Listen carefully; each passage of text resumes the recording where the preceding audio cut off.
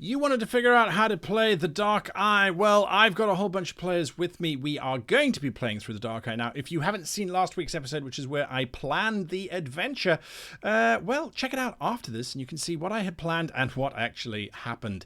Now, a full disclaimer, folks. We have been reading the rulebooks as much as possible over the last month, trying to absorb all that is the core mechanics of the Dark Eye, but we are only human. So I have an array of PDFs and printouts in front of me, and I will do my best to run this game as technically, mechanically legal as possible. But if we do make mistakes, I encourage you to point out those mistakes in the comments down below so that we can learn from it and we can move forward. So let's get on with it then. This is our playthrough of the Dark Eye. The adventure is called The Dark Eye.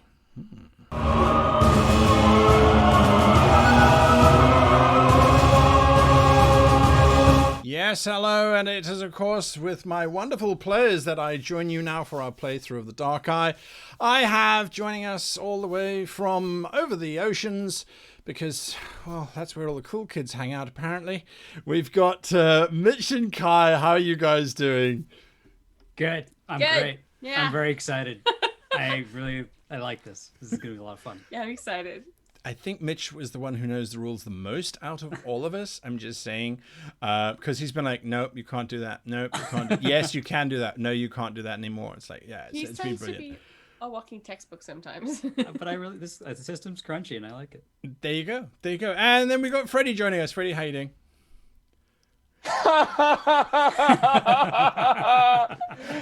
I'm excited, but my brain hurts so much. But I'm excited though. This is a good chance to try out a new funny little character. Absolutely, absolutely. And yes, so they have built their characters. We're going to get into their playthrough straight away. But first, let's find out who they will be playing and what their experiences were. So let's kick off with Kai. Kai, who are you playing? And what was your experience like building this particular character?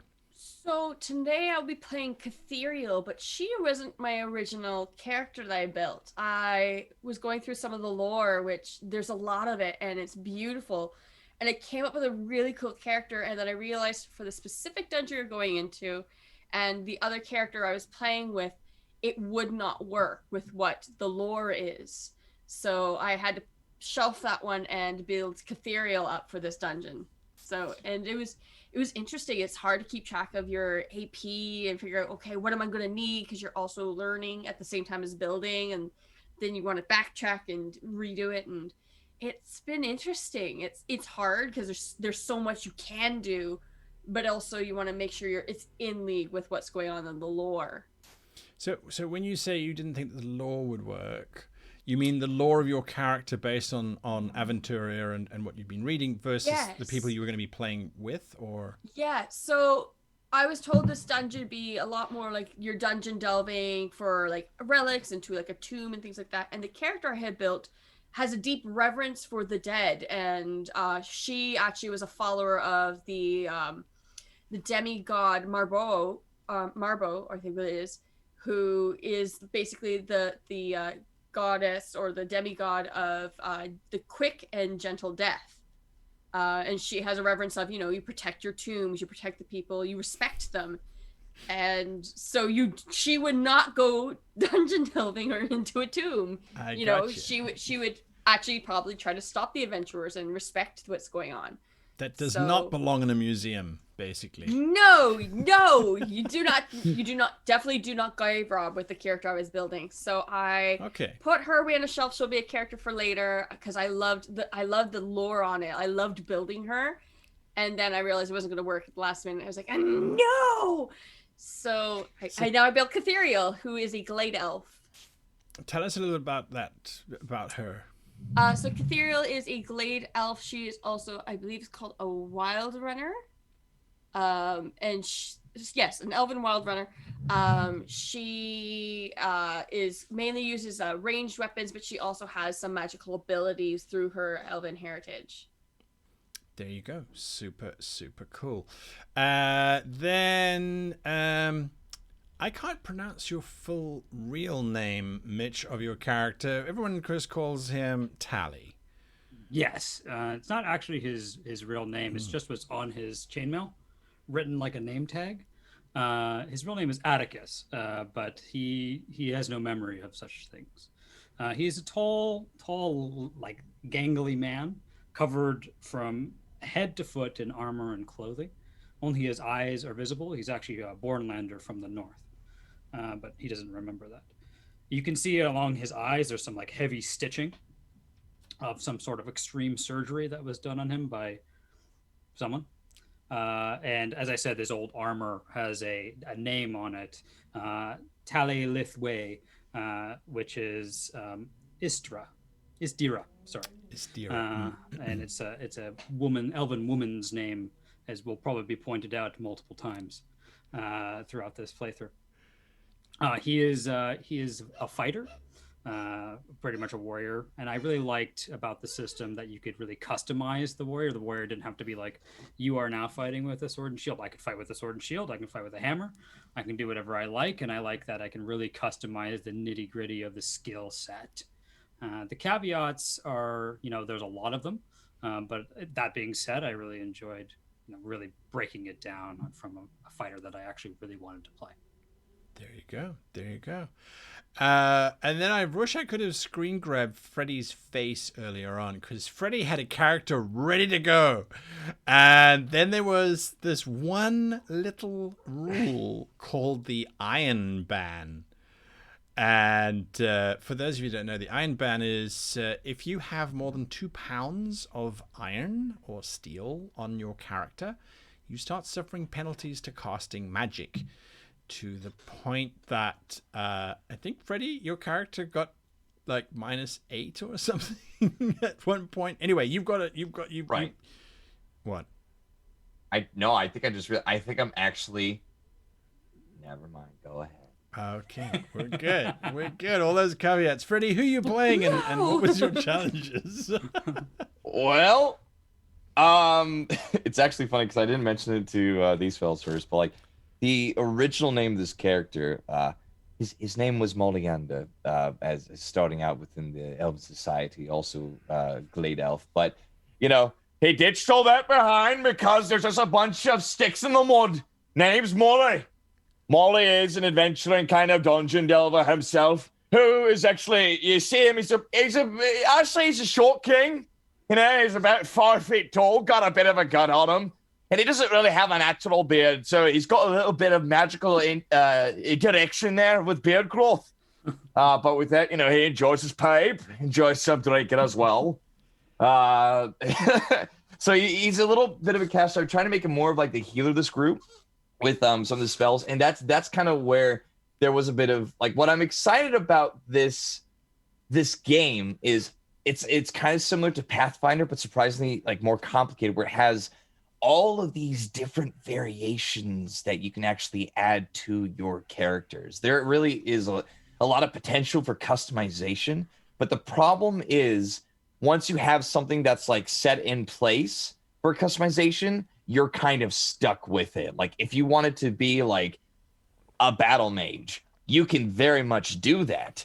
But like in my case, you have to limit what kind of iron stuff you have on me.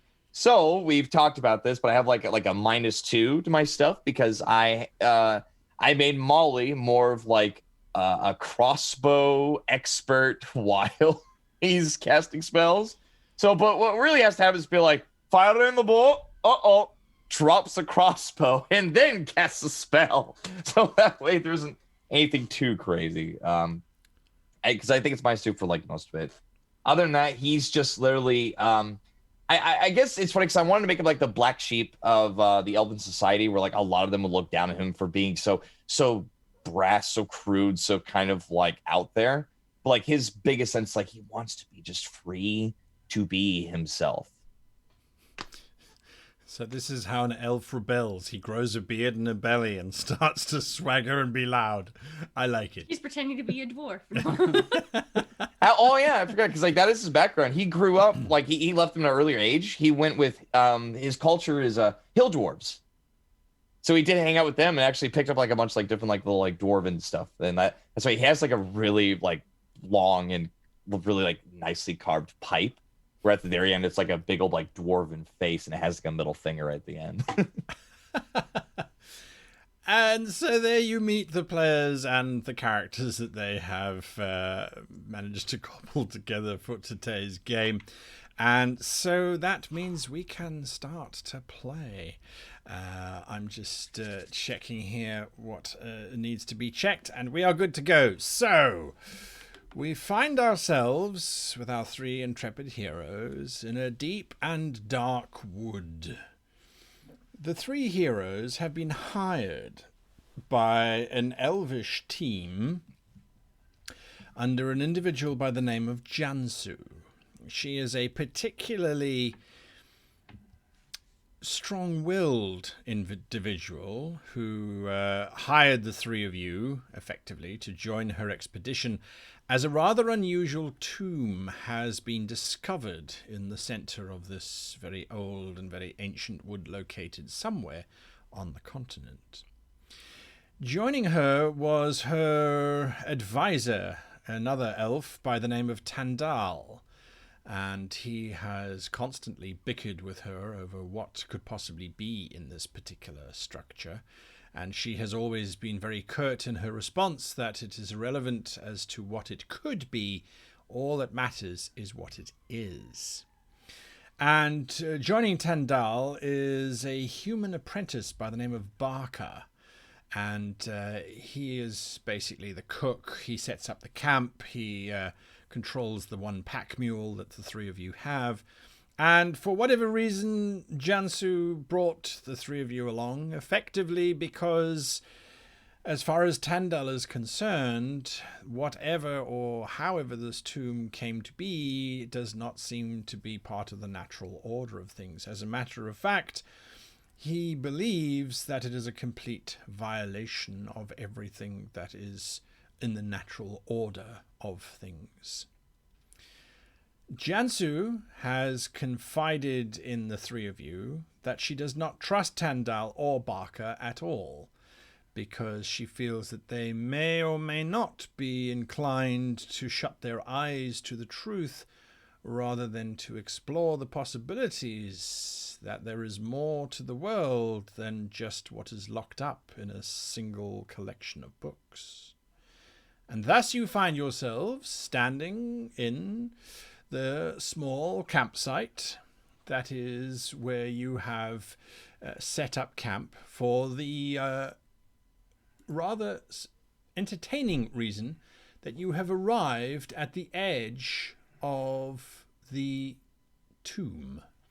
And I will show you that map right now. This is your campsite. There are you lot standing happy around the campfire. And here is the edge of the tomb. You can't see much more than that because, unfortunately, it is shrouded in the trees and in the darkness of the evening. You arrived quite late that evening, as a matter of fact. Everything was going fine until Jansu produced from a pocket about herself a rather curious-shaped key. And the reason why the key is curious-shaped is because everybody who saw it immediately in the campfire light immediately recognized that it was dwarven forged. The particular angular design, unmistakable, even for those who are not too familiar with the dwarven culture. However, Molly, you immediately would have recognized this as being a very old and very ancient dwarvish key. It was exactly at that moment that I need you all to roll initiative as Tandal stands up, crossbow pointed directly at Jansu. "I will not allow you to continue this abomination any further!" he shouts at her. Everybody roll initiative. For those of you watching, an initiative is a D6 plus a specific value. 17. So, let's go. So hang on a moment. So I've got Tally. You've got 17. Molly? 19. 19. And then Cathrian? Catherial. Catherial. 18. Catherial. I rolled a 6 and I have a plus 12. Yep. 18. What's the fastest? Okay. No, I'm the slowest. Yep. I got a 14 and I rolled a 5 in my d6. Nice. Okay, so I am going on that value there. So going first is Molly. Just like gonna put up a hand and look down like, hey, easy no one. You don't need to jump to conclusions here. Now, why don't you set the weapon down for a moment and we talk about things, eh? It's We shared painfully a obvious. This witch wants to undo all of our history. She wants to throw into the wind everything that we know to be true for her own arrogant ego. Well, all I'm saying at this point is like there is always a chance for discovery. You know it as well as I do that dwarves all have a good history of adventuring and exploring and finding new things out there in the deep dark world. Think of it this way: we can also claim credit for ourselves in this case and show them the truth. That's what you're shouting at him? Yep. Trying to persuade him to put it down. You can give me a fast talk skill check, if you please. That is courage, intuition, and charisma. All right. As we said before, it was a metal first, red, and then purple. So what we've done is we've got 3d20, and we have assigned them to number 1, 2, 3. And so he rolls all 3 at the same time. Oh, let's see. So Courage. So I was like rolling like one at a time for the first thing. Do you want me Do you all roll at them all at once? the same time? Then you're done and dusted. Then you're just checking your numbers. So roll all 3. Okay. And Right. Oh my god. So I rolled an 8, a 1, and a 3. I got a critical on one all of right. them. So just roll that one again and get under, because that was your second one, right? 2. 2. Perfect. You have a critical success. So there Okay. you go. There you go. All right. And that is your fast talking? Yep. Okay. Right. And how many skill points do you have left over after your... Do you have any skill points in fast talking? No. It's all 0. All right. That was literally by the luck of the draw there. So Tandal's crossbow starts to waver slightly as you are talking at him so very quickly. Catherian, what are you doing? Catherial. So I'm going to actually start to approach Tandal, and I'm like, I actually stand with Tandal. You know, the natural order must be upheld. I don't believe that exploring the dungeon will be as horrific as Tandal might believe, but I think we also have to keep in mind that she seems to have a lot of ambition and a lot of push. And I would be careful of her motives in exploring this. We must respect nature.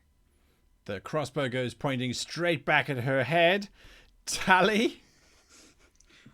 Who pays me? Jensu. So I step in front of her, and I just pick up my giant warhammer and I put it in my hands. I'm like, not today, ass butt. And I do an intimidate check. All right. Intimidation is... I'm looking for intimidation. It is courage, intuition, and charisma. It was the ass butt that did it because I failed pretty spectacularly. There is no recovery here. It's not a botch, but it's pretty close. There is no recovery. All right. The fact that you stepped in front of Barker rather than Jansu perhaps is or at least the... Yeah, you tried your intimidation, but it just... They From behind you, Jansu says, I expected this betrayal. It is closed-minded individuals like yourselves that prevent us from exploring this world in a way in which it might be illuminating, rather than exploring it from books written by those who have come before us. Jansu, kill him. All right. That's Wait, what isn't she says. Jansu? She says to me to tally. I'm Yeah, assuming. she says to you, Jansu says to you, kill Tandal. Yep, that's fine. At which point, because it's still their initiative, Backer steps forward and he's like, no, wait a second. Everybody just calm down. And I'm just going to move some tokens here quickly so we can see who's standing where. Tali is standing in front of Jansu. Molly and Catherial have stepped forward. And Barker has jumped forward as well. Catherial and Molly, you see as Barker is stepping forward saying, wait. In his one hand behind him at his side, he is slowly pulling out this very large curved dagger. As he's saying, wait. Maybe we can just... It doesn't have to come to violence, is what he's saying. Back to you, Molly. And I fully agree. Now look, I understand you've got your different dispositions in this case. There is a balance to nature, but there is also something about exploration as well. The biggest thing about this is, think of it this way. Nature is change. It is always changing. In a way, we are respecting our ancestors and these cultures by discovering what else they have hidden. Now, we're not desecrating nothing here. All I'm saying is that this is a good opportunity to learn more. We will, of course, be respectful if that is not making any sense. I mean, I'm being serious here. Please, I need a little bit of backup here, but Carl's got the right idea. Let's just all take this calmly, non-violent like. Or you're all going to be grounded. I swear, I will turn this adventuring group around right now. What does he mean by grounded? Is he gonna like dig a hole or? It means like you're going to time out. Like you go in the corner and you think about yourselves. Because this is ridiculous, people. I'm not even a dwarf and yet I feel more... I feel more like in the head. Is it just me? Catherial? I'm going to put my hand on Tandal's shoulder. Yes. And talk to him then, just like, look, she was clearly hiding something from us. She knew more because she has the key to this temple. But I do believe that there should be some more understanding as to what is down there. I say we move forward cautiously and not cause a fight right now. Aye. Tali? Well, if you guys don't want to be here, just go home. We'll go down. You can go do whatever you want to do. Respectfully. And I'm watching. Do I notice that the Bakar has a knife drawn? Can I make a perception check for that? You can see that he has something in his hand, but he's kept his side to him for as long as possible. What you can do, however, is give me an empathy check, because you're looking at Tandal. Everyone is looking at you and at Jansu. Empathy is sagacity, intuition, and charisma. Oh, I pass. Hey. Oh, nice. I pass well. Yeah. My quality level is still 1, unfortunately, because I only have 3 points. Sure thing. You read on his face that he realizes that there's an opportunity that you have just given him, and it might still work to his advantage. So there's this flicker across his features of someone who's just realized that they can be very cunning right now. And so he goes, very well. I agree completely. Jansu, you're too heavily involved in this entire process, have been from the beginning. If we send in your 3 goons, let them find out what is within this temple, the pretender dwarf and the 2. They represent, could you not say, all of us in this interest. Send them in alone. That way we know that you're not tampering with anything. And that way, he says, looking at you, Catherial, it means that then if anyone is too invested, they won't be, because the 3 of you are here for coin only, are you not? What's to stop you from shaking her? I point at Jansu. When we leave, what's to stop you from doing your thing? Jansu places her hand on your shoulder. I am more than capable of taking care of myself, now that I know the serpent has fangs, she says, looking at Tandal and then at Barker and then back at Tandal. But I appreciate the concern, Tali. I just want to get paid. Tandal looks across at everyone. Then it's settled. The three of you will enter the tomb on the morning, and the rest of us will remain here. Sounds fine to me. And then we'll bring back our logins and our reportings here ASAP. Right away. Very well. Tandel sort of sits, Barker joins him. The night closes around. Jansu retires to her tent. She's not going to be part of this anymore. What do the three of you do? Oh, what time is it? It's late evening. The time for a pipe. Use the cantrip like fire finger, literally from like the pinky, and just goes. Okay. Is there a roll you have to make for that, or can you just do it? It's just a fast cantrip. Oh, nice. Yep, it's quick cantrip. Yep. Beard growth, light finger. I also have lucky finger, so that sounds devious, but Okay. it's cool though. I like it. It's really cool. All right. So you sit smoking a pipe, Catherial.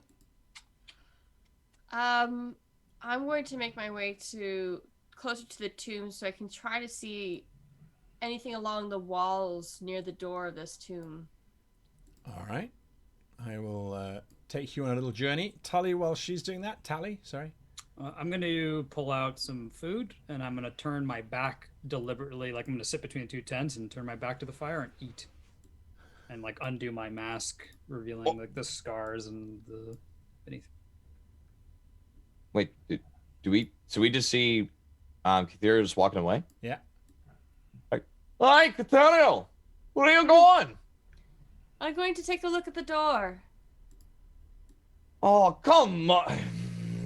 You shouldn't be doing that alone, lass. Just hold your britches, I'm coming. And I'll take the pipe with me, just... All right. You're going to go running after her. Not a Don't problem. this tastes like cherry wood? So good. Catherial, as you're making your way around the edge of the tomb, these ghastly carvings start to emerge from the darkness, and the sound of the forest seems to become soft and distant. Even the dwarf elf thing is starting to become a bit muted as the world starts to almost lose color ever so slightly. I need you, Molly, to please give me an... I'm looking at the skills here. I need you to give Like a history check? No. I need you to please give me a perception check. I think that's the closest thing that I can come to. So sagacity, intuition. Gotcha. Metal, red. Wow. Okay. Because first one, it had to be under 12. It was an 8. Right. It was 15, so I got 11 and 4. Nice. It looks as if Catherial is slightly bluer. And as she's stepping further away, she's getting blue. Now, it's nighttime. But normally it's just darker. Wait. It's not blue. I gotta let you know. The thing is, I'm sorry, but see, I have a disadvantage. I'm also colorblind. She appears slightly stranger grayish color to you. There you go. Sorry, I just want to make sure, like, if there was like a difference, you know, like, I don't want to. That's good point. You have the disadvantage colorblind. Yeah, I have 13 disadvantages. You got to roll with the punches, right? So she starts to lose her different tones that you can normally make out. Are you continuing to get closer to her? Hey, Catherial, am I looking down at your bodice for a moment? I cannot believe I'm saying this, but it looks like you're turning a different shade of grey.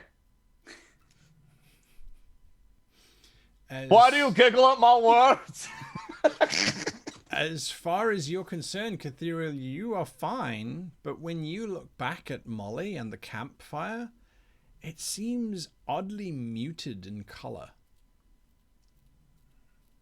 And the sounds, like, was I hearing him loudly for how brash he normally is, or is it very muted? It's kind of foggy, yeah. This is like, oh, thank God. Kind of like almost like Like it's almost as if he's a very long way away. All right, so that's unnatural, and I don't want to go anywhere without anyone knowing. And we were agreeing to move forward in the morning. So, standing where I am, I'm looking at this weird sculpture. Yes. This was said to be a dwarvish tomb, right? But Yes. I think the dwarves wouldn't have motives like these, correct? Well, you can give me a history check if you please. Yep. And I'll go over to her because I see her walking away. I'm like, Well, I'm probably gonna head back. I just want to looking up as I'm walking back. Gotcha. Okay. These wouldn't look dwarvish, I don't think. But where's my history? Knowledge. There we go. So sagacity, and intelligence, correct? Sorry. Yes. Correct. Not intelligence, intuition. Oh, I rolled a natural 20 on one of them, so I You failed. have to confirm. Failed. Then I rolled a 1. So You're okay. You're It's a okay. regular does it balance it out, right? Yeah. No. Yeah. It's Okay, just a regular cool. fail. actually one of them is a 10. Do I have points in history I could drop? No, I do not. Okay, so then it's a fail. You All still right. fail.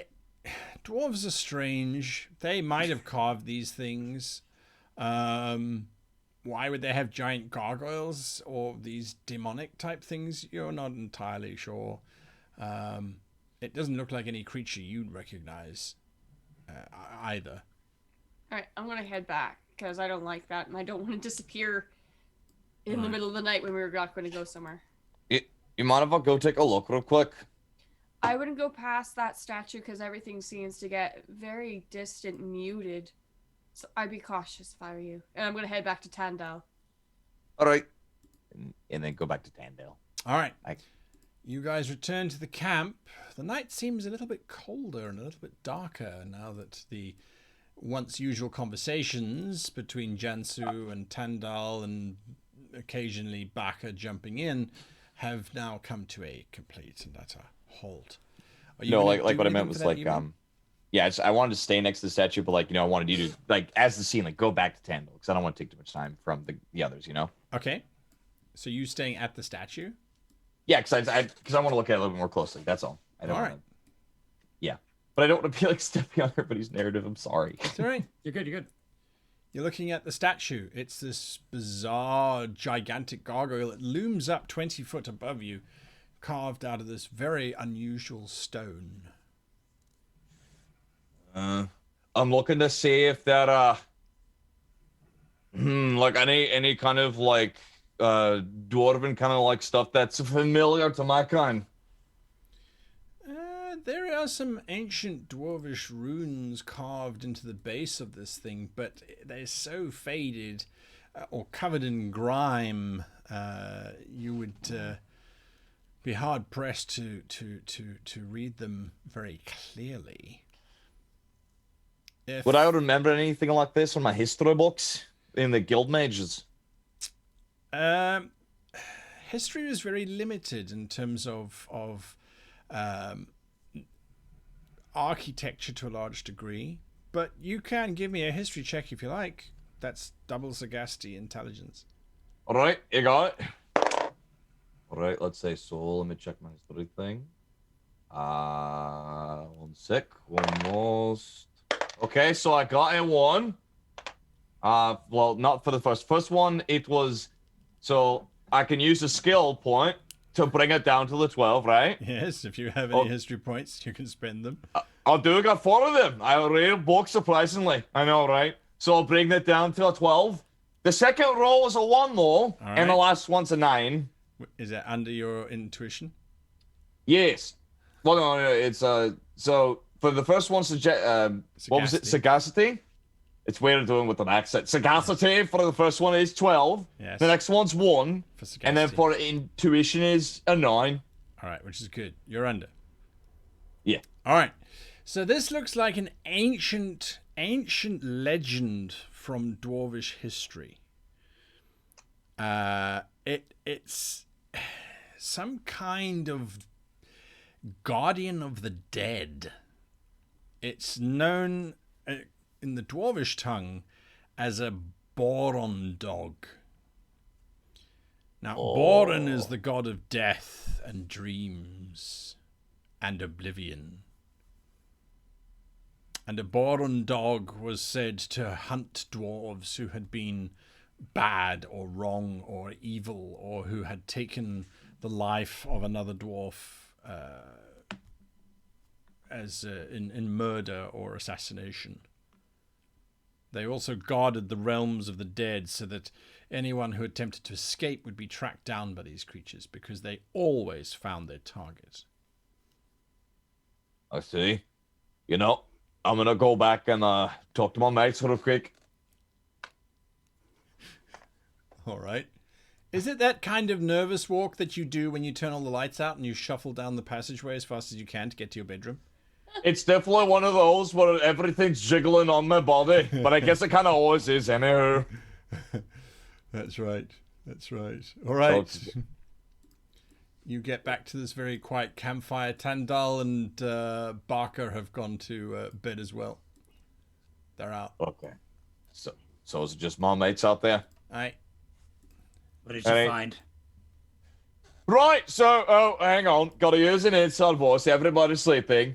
Right, so anyway, what I found out there, that statue, taking a little look at, is actually this crazy god of death that's been chasing after naughty little dwarves as they stay up past their bedtimes or start trying to kill one another. So there is a bit of a foreboding to this. I kind of believe that no one has been telling us about these kind of bloody different descriptions, no? Listen, there's going to be danger. They wouldn't hire us if there wasn't danger. Let's just go in there, kick down the door, kill whatever's inside, and get what they need. That's fair, but the only problem like I see here is we're vastly unprepared. If we had someone kind of like a cleric or someone who can actually protect us from these, because it's out of my expertise, I can tell you that at least. Are you saying there's some sort of power that's affecting us? Aye, it made her grey. Everything did become very drawn out and muted over there. It's not natural. Is there some sort of magical lore you can call upon to think about what's occurring there metaphysically? Oh, that's way too many words for him. That is plenty of words. I am incredibly impressed. And yeah, I don't know where that came know. from. My head. I need to lay down. I legitimately don't know if I have those kind of abilities. The most I can definitely say is this: it definitely will be dangerous. As I said before, we had to be cautious, but maybe we need some kind of. I don't know if we have any ways of preparation. In fact, in the morrow, we should ask them if they have any kind of properties for dealing with. Maybe. Well, what about yourself? I mean, you know, you're not exactly you're like mostly dead, right? I'm fine. I just had surgery. You've never had. Can I think of something that, like through a myth and legend that kind of talks about changing in colors or deadly auras, maybe even warfare, like wherein like there's a battle with, like obviously battles are fought with mages sometimes. So Sure. Give me a myths and legends check. Death and dreams. That's why he said, which was me in my head. Oh my goodness. Oh no. I'm just gonna go ahead and confirm that botch. Really? No. Let me see if I confirm it. Which means he's gonna kill it in combat.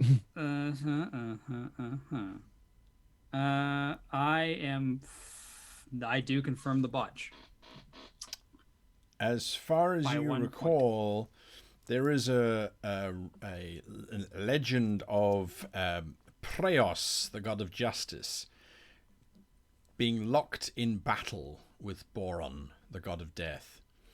And the reason why they were locked in battle was because they had disagreed over whether or not a fair and wise ruler should be allowed to die or not by accident. Preos felt that it would be wrong. It is not the just way, and her people would suffer greatly from her loss, whereas Boron declared that it was death and it must be, and that she would live on in the dreams of her people, but that it was beyond his control. So prayers locked Boron in a world, in a space between spaces where there was no colour or light, for that would drain Boron of his passion, so it said. He obviously escaped and got better, but that's not really covered by I got the better. myth. I got better. I got better. Hey, got way better now, lads. Boron at one point was caged in a place that drained color. Aye. I hope that this is not some sort of replication of that. I can only imagine what would wait inside to contain such a being, even if it was not exactly. Well, he kind of looks away. Can I get confirmation from the GM that for the elves, we don't necessarily believe in the 12 gods. We believed in the powers of nature. So this would seem like just a fairy tale of the humans and dwarves, Absolutely. correct? Absolutely. So this is just paranoid fantasy, I think. And it's well known that dwarves are not magic users. So this is So it beyond. doesn't make sense. Yeah. Well, even if, these things could be either fairy tale or if they're true, you have to think of it this way. Whatever sort of creature may be hiding in there could be dangerous with potential arcane or magical abilities. You can't ever be too sure about that, lass. Look, you may have turned your back on your heritage, but you have to admit that this all seems like fantasy. Then why'd you The turn dwarves grey? don't have any really magical abilities. The humans' abilities are somewhat muted, except for those witches. So then the dwarves couldn't build something like this. So why'd Anything you that turn had grey? great magical power would have had to come from the elves, and this is an affront as well. Aye. So what Molly is trying to say with his words, I suppose, though he's shouting them at me and assaulting me with them. It does hurt. Is What that do you there's mean? Is there something inside there? I'm not laughing. Something inside there that could be causing us harm or problems. Who cares who made it? We have to keep our eyes open. Or magic open in your case. Both of your cases. That is a good lad. You see, he understands where we're coming from, Bloody hell. Gods, demons, or fairies, whatever they're like, you're just gonna have to deal with a bit of slapping, eh? So my concern is whoever built this. Janice somehow has the key to it, and I think she has more knowledge than she's letting on. And I'm wondering if she has something in her tent or satchel that would let us in on what exactly this is. I mean, she can hear us right now. She's sleeping. Well, you could ask her. I doubt it because she brought us here with no idea of what we're getting into. Screw it. I got no idea. Just watch over the tent. I want to tackle him before he gets into the tent. You can intercept him, absolutely. Okay. I suggest a quieter approach, Molly. I understand you would like her to be straightforward with you, but she already has not been. Let me try my hand first, and then you can ask. Tally's like standing. We're like standing in front of the tent. Tally's like pointing at the tent, like she can't hear. He has a mask on, so it's like she could totally hear us, guys. I don't see what the problem is here. Right, I don't either. Look, I understand, like you're a sweet, smooth chatting up, like some honeybees, but we're all just saying, just get it over with, It's like ripping off a pair of armor slacks and it just rips off your hair. Instead. I'm tired of this shit. Where are you going? So I'm she's sorry. just gonna walk off to Tandal's tent. Do you often put your foot in your mouth when you're talking? I heard that vernacular one time from Kithriel, putting the foot in the mouth. Is this the point where we put our foot in our mouths? I never have ever thought of doing that. I'm always open with my mind. Hey, employer. I'm sitting next to her tent. I'm assuming she can hear me, and he's yelling. Yeah, Janice, wake up, you lazy bum. Are you trying to dupe us in any way? There is the comfortable sound of sleeping. She was right. Oh my god, she was right. I thought for sure your yelling would wake her up. Wow, she is She's quite a heavy sleeper. I'm gonna roll. That's some product that I have done, man. Maybe she's been killed. She might have had her throat slit. I'm for gonna sleep. do a sagacity check. My sagacity is absolute garbage, but I'm just gonna go ahead. Sagacity? And sagacity. Try Sorry. and figure out what's going on. I botched it, so it's perfect. Yeah. Oh, yes. She's totally. She's sleeping like a demon. Yep.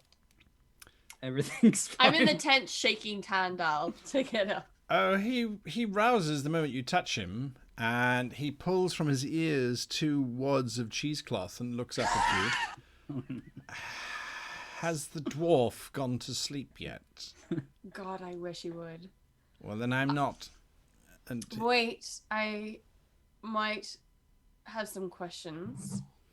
How long has she known about this place? Jansu? Yes. As far as I understood it, she only became aware of it when the expedition returned. The prospect is looking for fresh wood. They discovered it some months ago, from what I understand. At least that's the story she told me.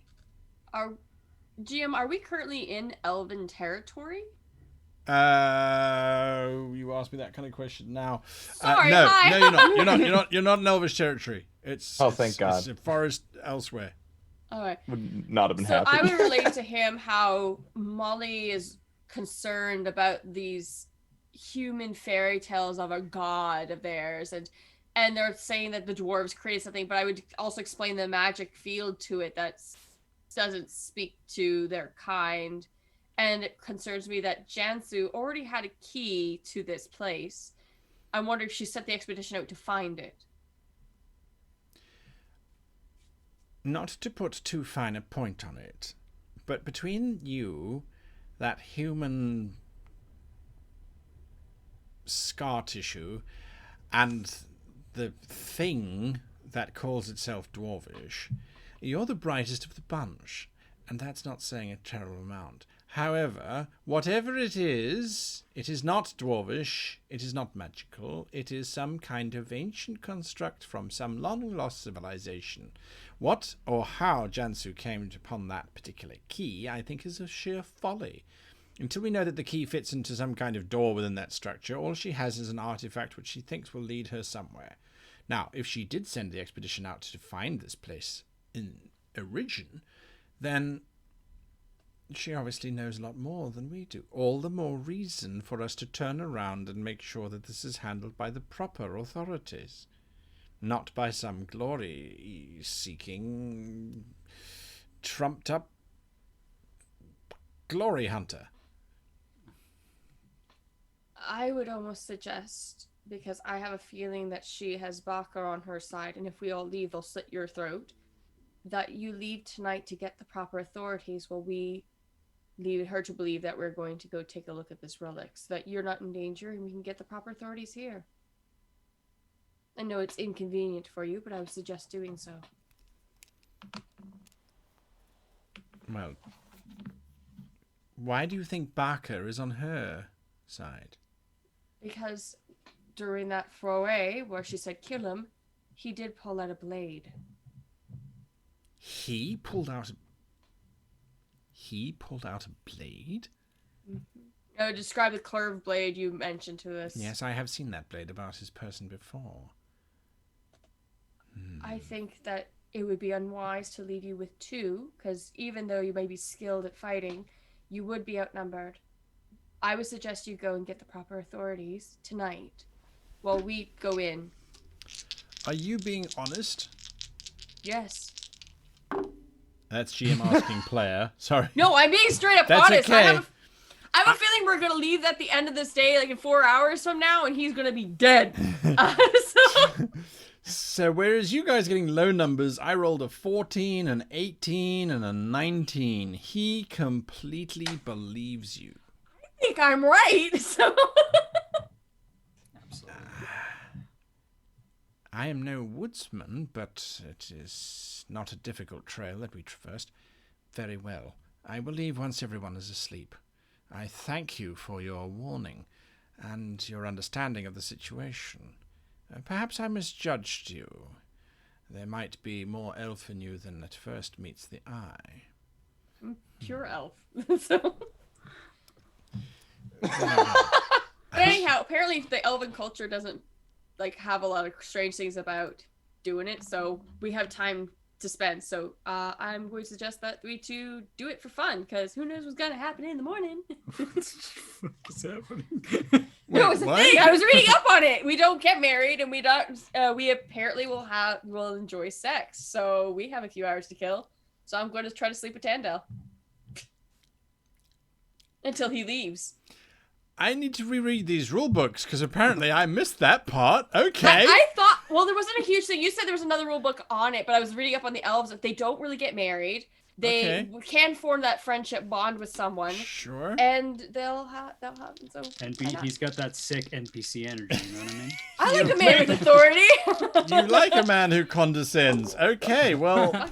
Oh I don't my care. god. It's an issue. Needs to be scratched over as well. Let's do it. Wonder what she's doing in there. I have no idea. Hey, you want some beer? We could drink very loudly and have our own slurping and not hear anything next door.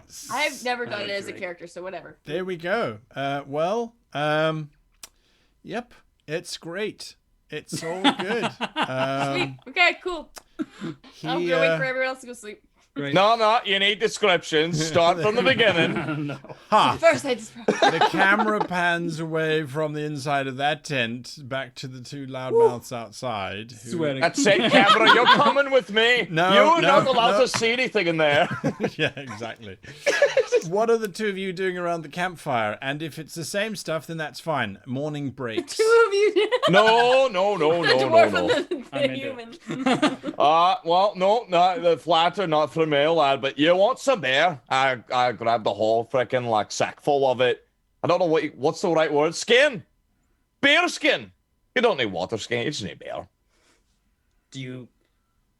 I noticed that you've been drinking that skin a lot. Aye, yeah. Every day. Do you just like pee beer? Look, I'm a drunkard and a smoker and a fat ass. That means I'm enjoying the most I can out of my life. Do you know what happens with elves? No. Elves find a purpose. And once they do, they walk off into the forest and choose to die. I'll choose to live. And if that's by doing whatever I want, then so be it. I don't need no hoity-toity sticks and mud to tell me that my life is not worth living or worth being shattered. So, friend, bear or no? Sure, but this is like the fourth time you've told me this story. As he does his math. Did I tell him at the time? All right. Okay. Well, there you go. The two of you drink away the night whilst other things are happening elsewhere. And wow. I'm assuming he'll leave there like when they finally pass out, right? Yes. That's like, you have to also be very specific about the time. No, when it is people quite do wake up. literally once you've been quiet for more than 10 minutes, that's usually indicative that your That's character true. has fallen asleep. Thank And you. then it's safe to everybody else just relax and actually get some sleep, right? Safe. Yeah. So, yes, the following morning, the sun tries to filter through the leaves of these ancient trees, which were supposedly being prospected as to whether or not they could be chopped for timber and lumber and the sort.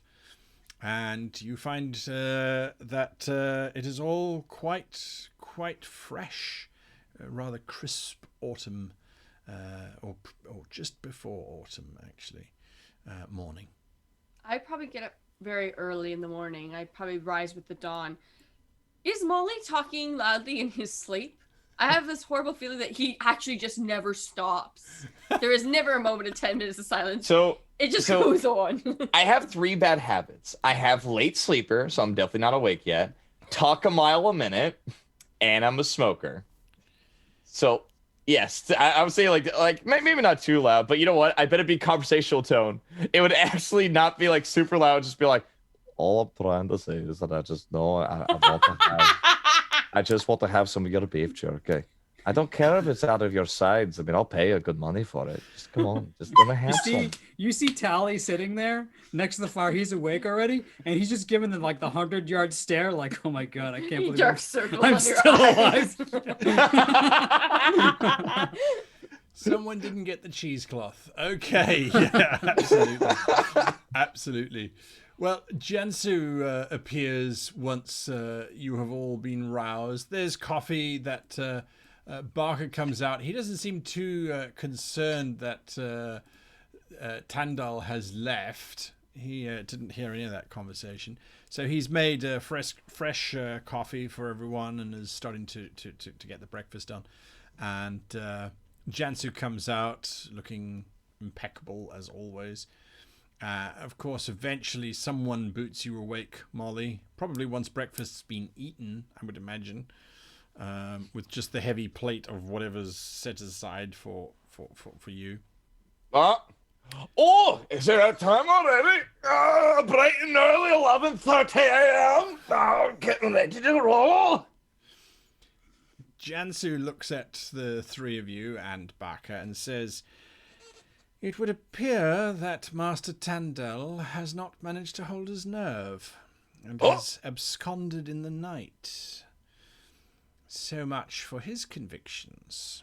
Now that he's gone, I believe that all of us can now enter the tomb and make the discovery together. There was some consternation over the key that I had yesterday, and I feel that it would be prudent now for me to share with you, now that we have threshed the wheat, I suppose, to elaborate. This key was found on a dig quite some distance from here. It wasn't found alone. It was found in the corpse of an individual who was undeniably dwarvish. Yet the corpse had been frozen in ice for quite some time. This was far to the north, as you can imagine. The dwarf bore all of the symbols and signs of being a magic user. A rather skilled magic user, as a matter of fact. Yes. It was unusual for, as we know, it is not their way. He bore very little to none of the usual dwarvish traits that one would normally associate with. She gives you a look, Molly, and then looks back again at the dwarves. There was some reference to this tomb here, and I sent the expedition to find it. They found it, and now we are here. I expect this key will open this tomb, and that will allow us to gain entry into it. We may be making history by discovering a part of dwarvish culture that has been forgotten about for thousands of years, at the very least. Now, see, I'm excited about all of that. The only concern that I have is that, like, this place may be a cage. You see, with the dwarven cultures and, some, as it's been pointed out before, human fairy tales, it is actually a place where it holds a god that chases after bad dwarves. Again, I know it's folklore. The only thing about this is we should be cautious. Is there anything you have against possibly undead? Like cleric kind of material or equipment on you? Well, if it is a god to punish horrible dwarves, it's a good thing you're not one, isn't it? And then I walk away as well. Oh, sick burn, sick burn. Well, say what you will, but I'm not the one who's miserable with under her skin. Oh, did I call you out there, Les? Oh, She's already keep walking. Keep walking. Jansu looks at you, Molly. You are you are to be admired for the way in which you have embraced the barbaric culture that you seek to emulate. It is quite remarkable. Ah. That was... Never mind. No, thank you for the compliment. That could combat the undead, considering that is not what we expect to find here. Who would be keeping the undead alive? It requires active magic, not some mystical force. Well, you see, it could be set up, if we think about it, maybe like a trap. If there are arcane runes that could actually keep them active. Less fairy tale and more actual reality. We will find, when we enter the tomb, that it is most likely a burial repository left behind by some ancient lineage of dwarves. We can expect to find some books, perhaps. Maybe a few skeletons rotten and degraded beyond recognition. And Books would be that lovely. is about that. All right. She turns and looks at Barker. He looks at her and he says, I think it would be best if I stayed here to look after the tents and not necessarily... and if there's wolves about, I could keep them from the horse, the mule, and Jensu says, I don't care. Stay or not. We're going in. And she looks then to Catherial and Tally. Do you require any further preparation before we enter the tomb? No. He's got a torch out. He's starting to light the torch. He has his shield on one arm and his hammer on his back and a mace on his hip. She looks at you, Catherial. I would ask her what runes, because she said there were runes with the dwarf. What was around them? Because I would describe that feeling of like almost like drawn outness and muteness that I felt earlier exploring. There was no such effect or mention, and I'm sure it was fatigue more than anything else. Empathy check. I was like, that sounds well. I mean, we have two witnesses here who felt this similar kind of comeuppance within the mystical arts here. Yes, in your case, it is probably the effects of alcohol. Then I would suggest for her to stand by the thing, and I would run back, and she would see the muting herself with her own eyes.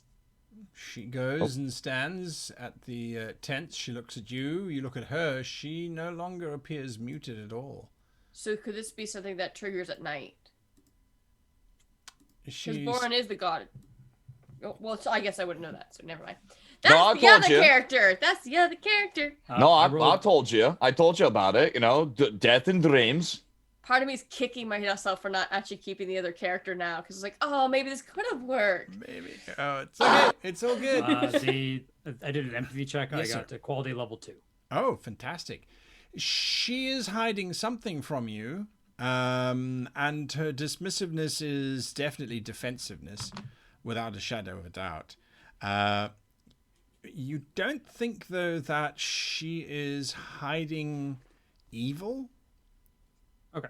You think that she just doesn't think that any of you are actually worth telling the full piece of whatever information she has to. It's like, well, I don't have to explain nuclear physics to children. It's not all demons and evil. The world will not end tomorrow, probably. Right? It's that kind of... Got it. I'm on it. Tally appreciates it. There you go. She strides forward and she says, the children's fairy tales are just that. Like I said, it was late, it was dark, we were all unsettled by the way in which Tandel operated and conducted himself. So perhaps it was a trick of the light. These forests do have a way of changing our perception. But for now, Maybe. let us refocus on this discovery, she says. Leading up from her is this very weather-beaten set of stairs between these two Boron dogs and this large set of double doors.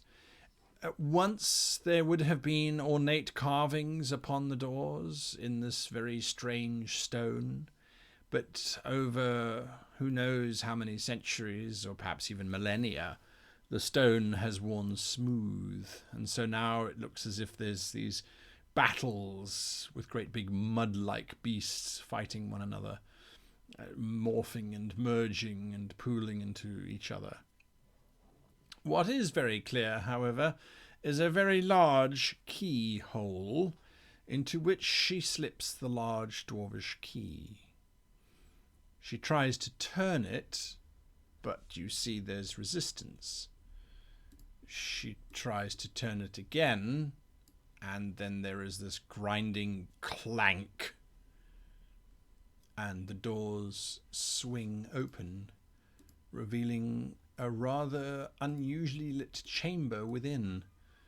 There's a strange green light emanating from the ceiling. Quite unnatural, not born of fire at all. Fairly faint, but it is a small 15 foot by 20 foot room. The air has a very cold feeling to it, much colder than the snap of this morning's breakfast. It is something that has not been opened in quite some time. How cold? I have a disadvantage where I'm susceptible to cold. It's cold enough that you wish you'd brought a third jersey. Okay. But it's fleeting. The moment it commingles with the forest air, it dissipates. But it's like you open the fridge on a hot summer's day. There's that sudden wash of cold, and then it's lost.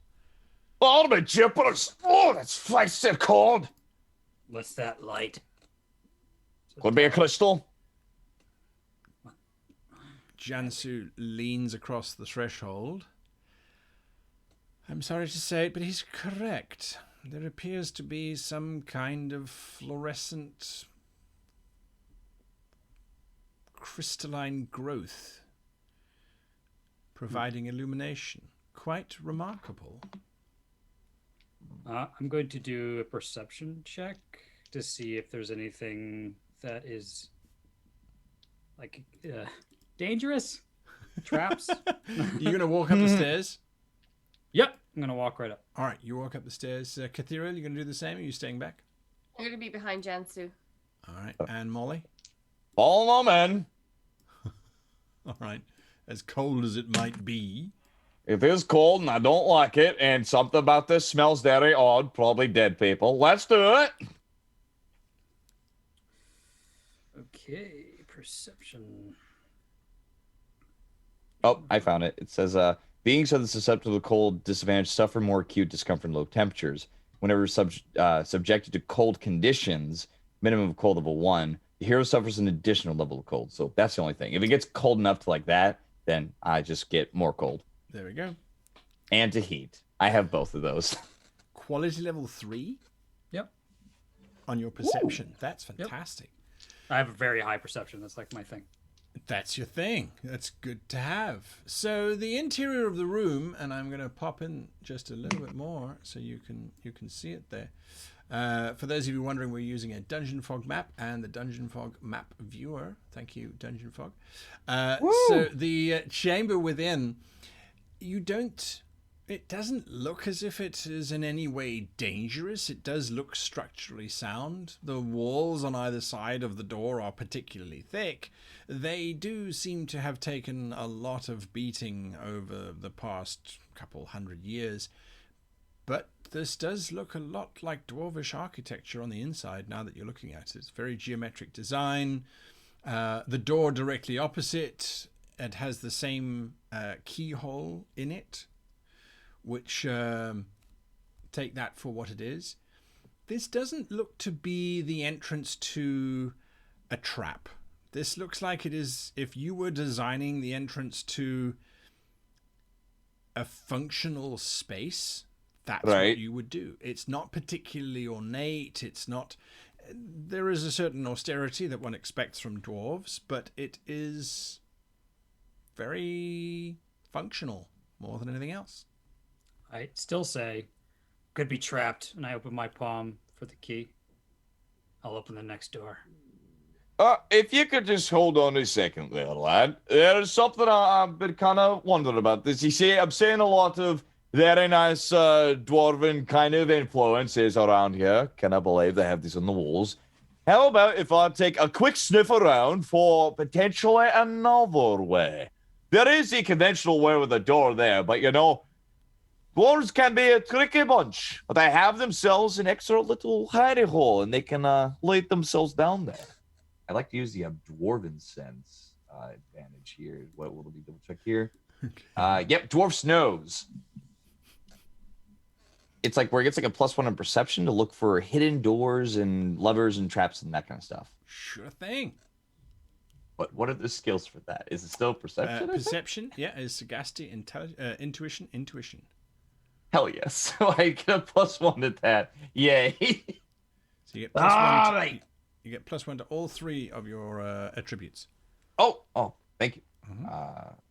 Check. So I need this over here so I see the numbers. Okay. First, well, is that gonna? Oh, but I do. But you do. Yep, because I have 2 points. So I have to bring it by 1 point down. Right. Because I have to get below now with not a 12 but a 13. Sorry, Yeah. sorry guys, numbers here. I need the 6. Yep, that's a 4. And then for the last one, that is and it's a 14. So I'm so below it. So nothing critical, but Gotcha. I was confused about the quality levels. Like, is it only if you crit on stuff, or is it just? That's what you get once you have skill points left over. So. Oh. And you have to have a significant number left over to get Yeah. anything.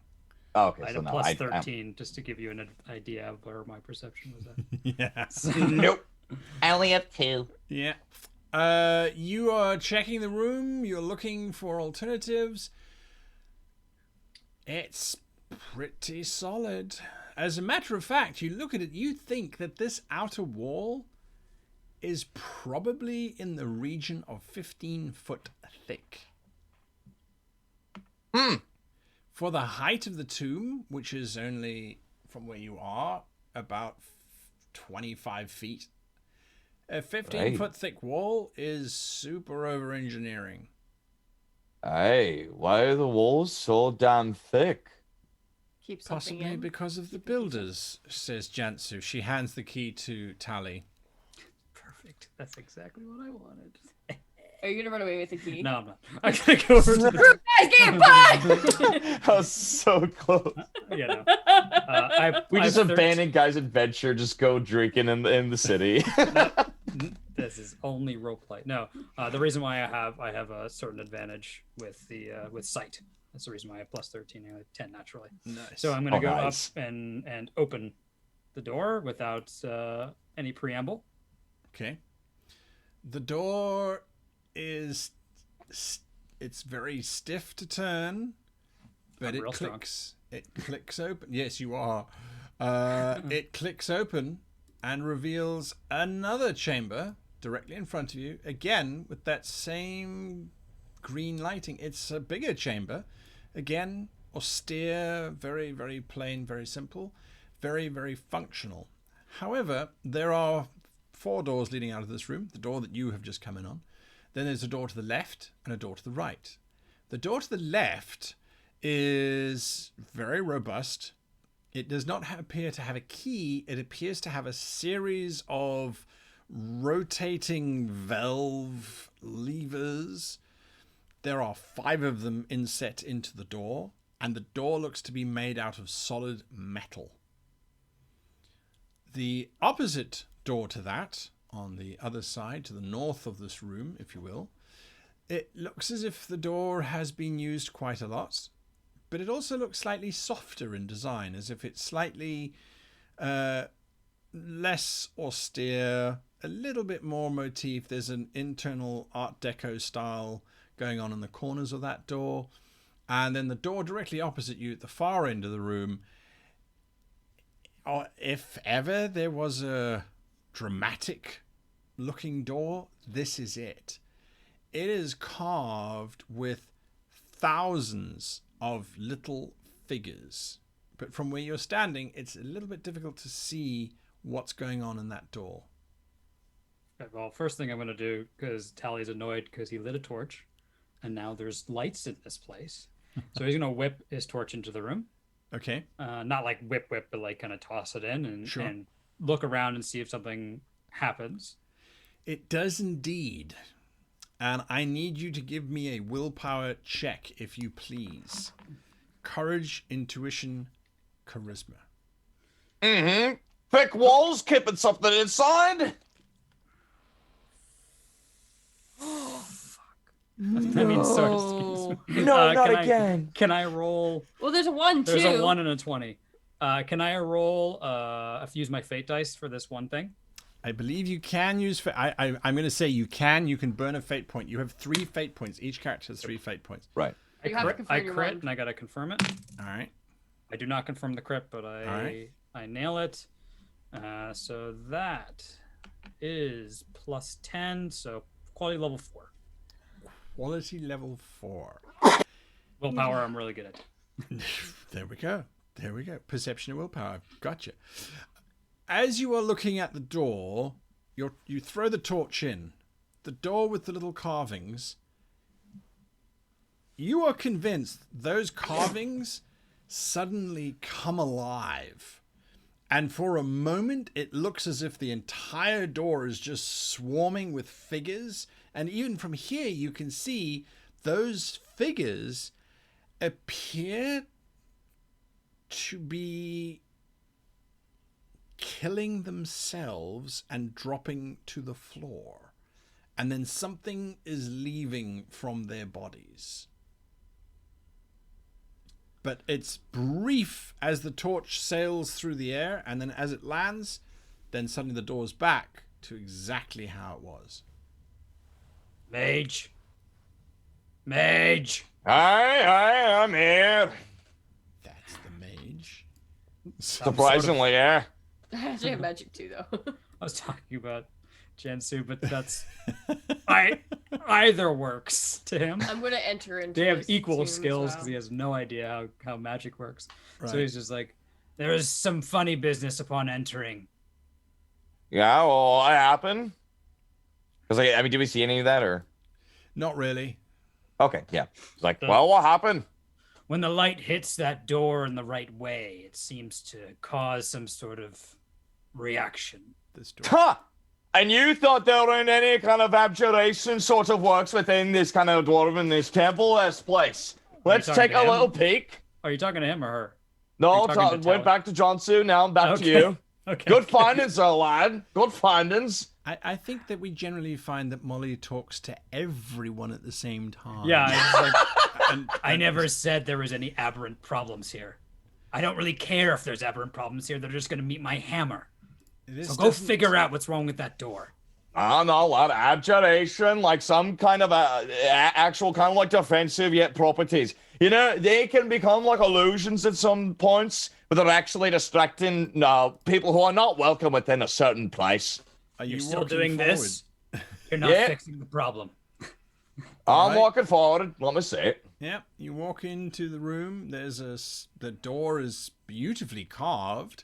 Are you going up to Oh. the door? Must admire this sort of craftsmanship from a Right. closer distance.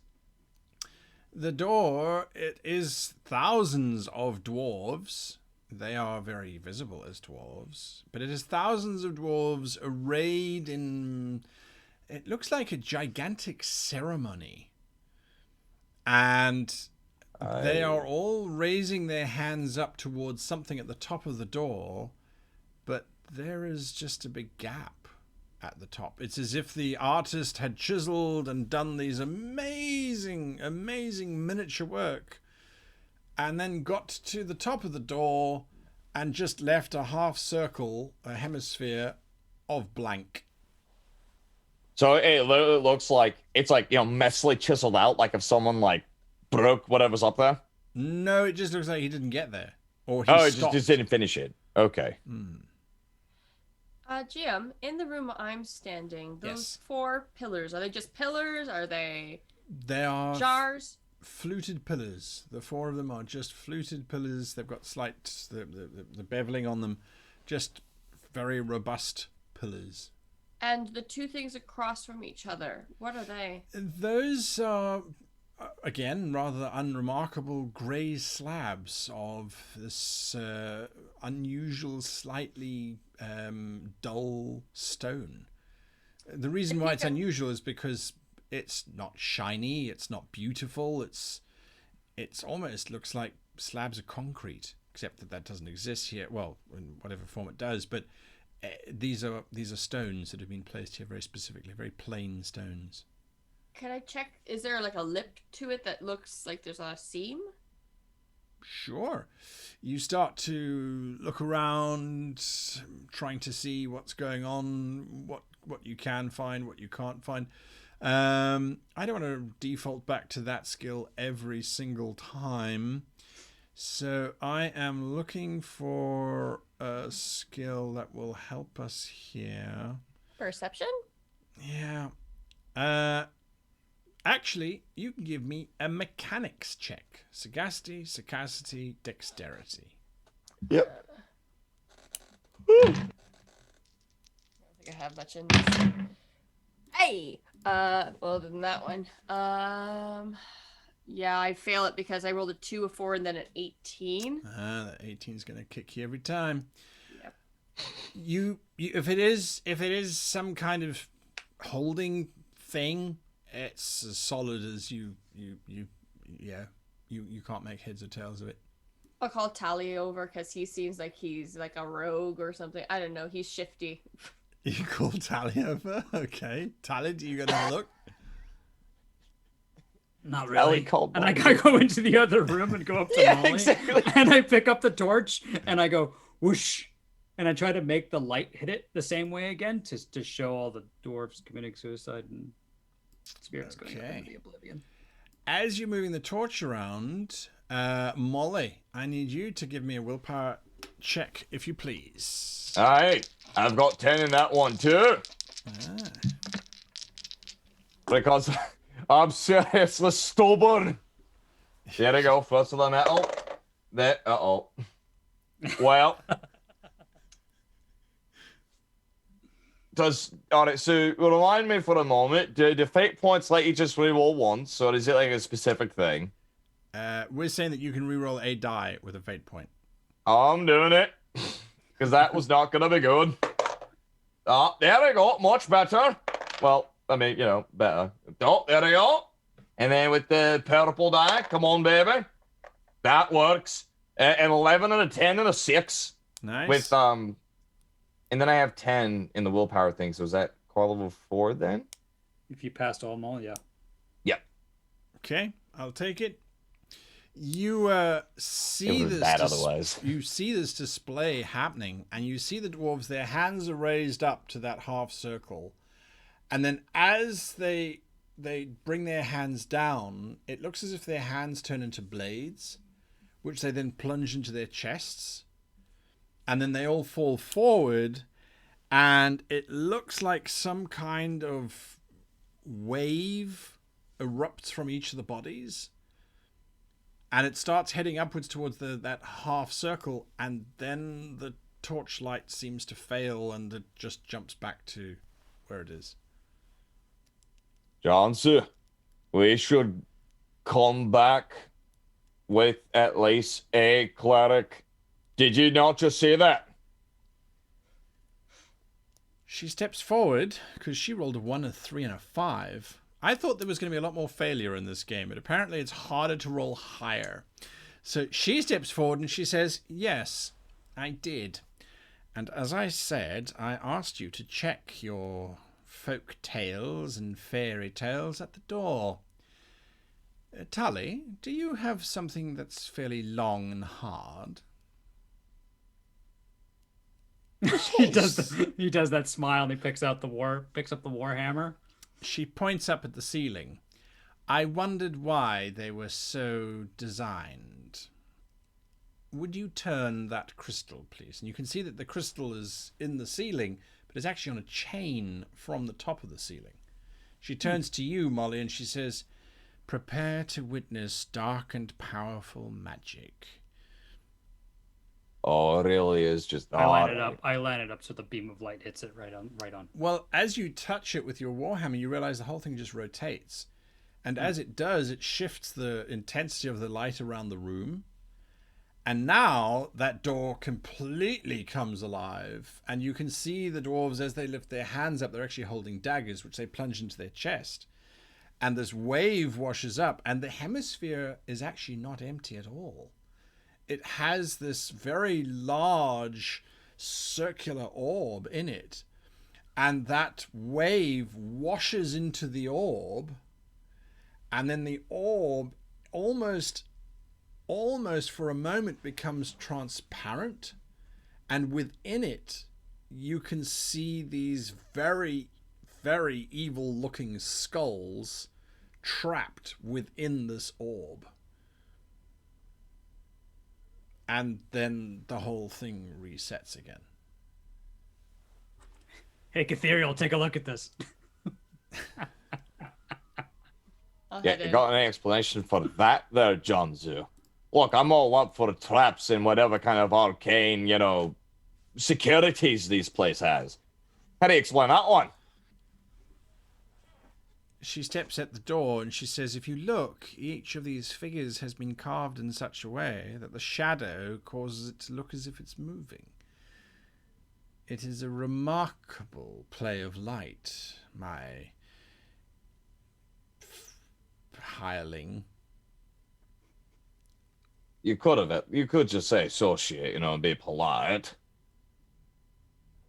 I believe in honesty.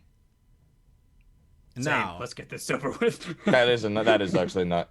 That's a nice quality. how do we open this particular door is the first question. She starts to look around. And what's behind that door over there? She says. Now she's looking at... she actually steps over to it. This is the door that's got various circular valve-like levers on it. Or flywheels, actually. There's 5 of them. Do they have separate symbols on each one, like almost like if you line them all? I'm thinking of the doors of Skyrim, where if you line certain ones, Right. it'll unlock. Yeah. So you're kind of looking for markings and things. There are. It's just the numerals 1 through 5. I turned the light to it. Yep, you turn the light to it. This time there is no shadow play at all. There is, however, something that's been vaguely written onto the door above the 5 dials, but it's very faint. And it is written in... give me a second here. It is written in Ragalan. Dwarvish. Oh. Wait! Someone has that! I remember someone mentioning it. That is me. I know, Ragalan. Right? Get a rubbing. Push me up there. You kind of look at the text, and it's very faint, but it basically says, for all eternity, do not open. It says, for all eternity, do not open. Also, we open the bloody thing, see what's inside. Now I'm just curious. Well, I've heard about what they said the door was, right? Yes. Could it have been that these dwarves sacrificed themselves so they could lock something in here? Not necessarily saying in a magical sense, but like I'm thinking like how like back in ancient Egypt and in the world here, like in Earth, they used to bury them with servants and other people to take care of people, and a lot of people would die building these things. I'm wondering if the dwarves had a sense to do that, to bury something here. It's the mummy. It's here. No. Give me a magical lore check, but you have -4 because you're trying to think outside of your own culture. And unfortunately, there is no ancient well, there might be ancient mummies in Aventuria, but yes. I'm thinking, seeing the dwarves kill themselves, I'm wondering if they sacrificed themselves to trap something here. Because these were magical dwarves. Well, then there's no roll to be made. Then you can wonder that as much as you like. Yeah, absolutely. No, I want to see, like... Yeah, I still want to try to roll. Okay. Nope. Nope. I rolled a 19 on one of them. If that was part of their ancient culture, you certainly don't know about it. But yes. And then Jensu says as she wanders over to the north door, this one seems quite unremarkable to the rest of the doors in this room. Which the most suspicious? Is it? Well, not suspicious, but like maybe misleading. Think about it, Two big, distracting, kind of interesting things, and yet what if the big discovery could be behind that simple door? Why would they leave it so unguarded? Is it though? Do we know? I'm going to be looking at the pillars to see if there's any numbers on the pillars. Sure, you're kind of looking at the pillars, searching around. Quality level 2, mechanics check for the door and seeing if I can start picking. Which one? If I can, the main one with all the levers and the flywheels and the pulleys. Oh. Wow. Suddenly, I would assume, I'm not going to presume your emotional response, but you check, you look, you just spin the wheels. Once you've spun all 5, you'll disengage the locks. Perfect. And I start doing that. All right. There's this grinding, creaking sound as you start to rotate these wheels. What is your strength attribute? 15. Yeah, you're fine. You grind this thing, and Jansu turns, looks at Molly, looks at you, Catherial. It would appear Tally has decided our course of action. All right, but we should come back for the store eventually. We are going to open all the doors in this particular chamber, yes. I'm just very curious about it. You pull back. As you finish rotating the first wheel, these 2 exceptionally thick metal rods slide back out of the grooves that they were quite hidden in. You do the second one. Another 2 very large metal rods slide back. Basically, these are the large locks. The whole door, as I said, is made out of steel. Mm-hmm. I thought for a second you said like these 2 rods crush him just Yeah, out of the that's wall. what I thought Oh, you no, said no, too. no, I no. was like, Sorry. what? No, no. These I'm fine. bolts are sliding out. These mega Yeah, bolts. he's Tell so yourself strong. I'm fine. Just hold him back. And trash compactor, no big deal. They're yelling and dying, C-3PO. Exactly. they're dying. They're not dying. They're okay. All right. So, yes, these bolts slide back. Internal error. Oh, Oh no. Oh, no. Kelly, what did you do? You I opened think- the door. I didn't you do were it. not supposed to open the door for all eternity. Wait, just no, wanna I be told not to paid. do it. Meanwhile, like Molly's like, I would have done the same thing. I want to know. I can't help myself. I want to know the unremarkable door first, and then the magical doors. I mean, that was a similar, mindset there last. Yes. All right. So I will reinitialize this quickly. The door eventually is undone. And you reckon you can just pull it open. Do it. Let's unleash a hell upon this world. I just do the thing. Press all the buttons. You just press all the buttons.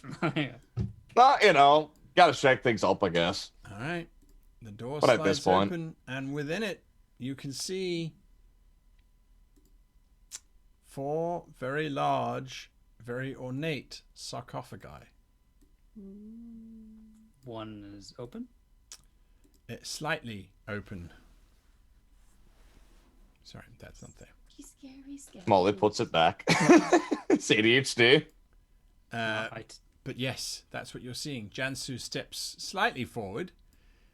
Well, is it dangerous? Hand me the torch, and once I get it, I'm gonna throw it in there. Sure Make thing. a loud noise of it. I will drop a torch in there for you. You chuck it in. The torch, you're kind of expecting shadows and weird, wonderful things, but as a matter of fact, it just illuminates this the 4 sarcophagi. Okay, I'm gonna walk in. I'll follow. Got your back, lad. Okay. As you step in, the carvings on the sarcophagi are rather unusual by the very fact that I'm going to zoom in here for you. By the very fact that the one on your immediate right is horrific. It's absolutely horrific. It is a dwarf who has spines growing out of his head Ooh. and appears to be eating a baby in one hand while stabbing some other dwarf in the nether regions and laughing.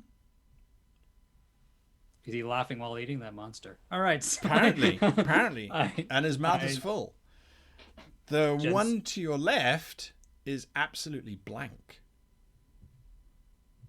That's the one we have to be worried about. He who should not be named. And then the other 2 you'd have to get closer to see. What are you doing, Molly? Right. I said I follow him in. I want to check out the little crooked one because I want to see what's inside, but then I'll have to fix it because it's gonna bug the crap out of me if I don't put it in its rightful place. All right, that's what you're doing, Catherial. I'm just going to be keeping watch at the door with my bow drawn. All right, Jansu is The spirits are coming. otherwise, yeah. All right, so Tully, you're going to try and mosey on over to this open one and have a look and see. You start to realize that there are names inscribed upon these tombs, these crypts. The names are definitely dwarvish. The first one on Tally's right says Maladak the Black. The blank one is blank. It contains no information whatsoever. This one here to the I will move the flame onto it. This one here is labeled as Lord Brandoch Kaif. And the slightly open one, and this you realize why it's slightly open, is there is this mangled, broken skeletal hand that has gripped the side of the lid from inside. It's not moving, and it shouldn't have. It looks as if whatever was entombed alive and had managed to rip the lid slightly open before succumbing to death, as the fingertips are all broken backwards from the efforts of trying to slide the stone lid off of its hinges.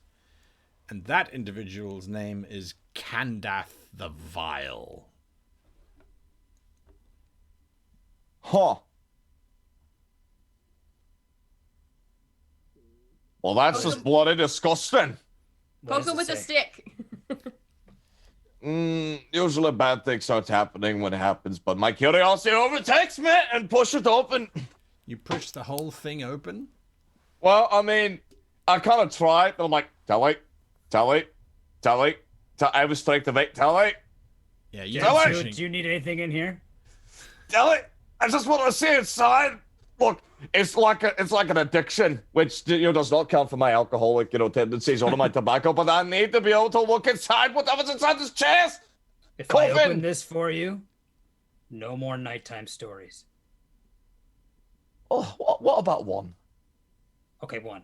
He says. All right, I'll limit it to one. Then he slides. He's it gonna open. make the longest story I know. ever. It's gonna be really tough to decide, It's gonna be a babe. trilogy. If I combine them together, it's still one, isn't it? It's not- Yeah. Lord of the Rings is a trilogy. The tomb slides open and the heavy slab makes this dull ringing sound which echoes throughout the 3 chambers that you've opened thus far. Inside is definitely a dwarvish skeleton, but one that has been here for a very long time. There is almost no flesh left upon the skull, which itself has in part crumbled. There are a few wispy fibers of its possibly hair, and then the clothing is still visible. It must have been a black robe that this dwarf was wearing, with quite a large amount of silver thread running through it, because that's still intact, and creates almost like a metal cage, if you like, over his entire being. Jansu, what was the dwarf you found? What was that individual wearing? Up in the north. She looks at you. She starts walking forward. Why? What have you found? Well, this crypt accidentally fell open, and we found this individual robed as you described. I don't know if it's actually correct. She ignores all of The that blade. and sort of looks into the crypt. Yeah. I think I have a theory, but I want to hear what your thoughts are first, Johnson. Merely that there is an individual who has been entombed here. We will have to investigate further before we can make any kind of analysis. it's true, but you see these markings on, on these coffins. I wonder if these dwarves are potentially part of like some kind of cult. If maybe they themselves were trying to dabble with powers that they could not, comprehend. As you called it before with barbaric, I say free living. But the point is, they kind of focus more on the direct point of things. With magic and arcana and stuff like that, there's a lot of technicalities to it, but it's always moving, it's always different, fluctuating.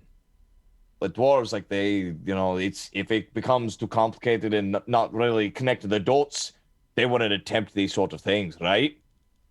Yet here, we've got these robed individuals that are within places with somewhat advanced magical tendencies here, as well as mechanics. We haven't seen any example of magic at all. It has been clever craftsmanship. It's still just a theory.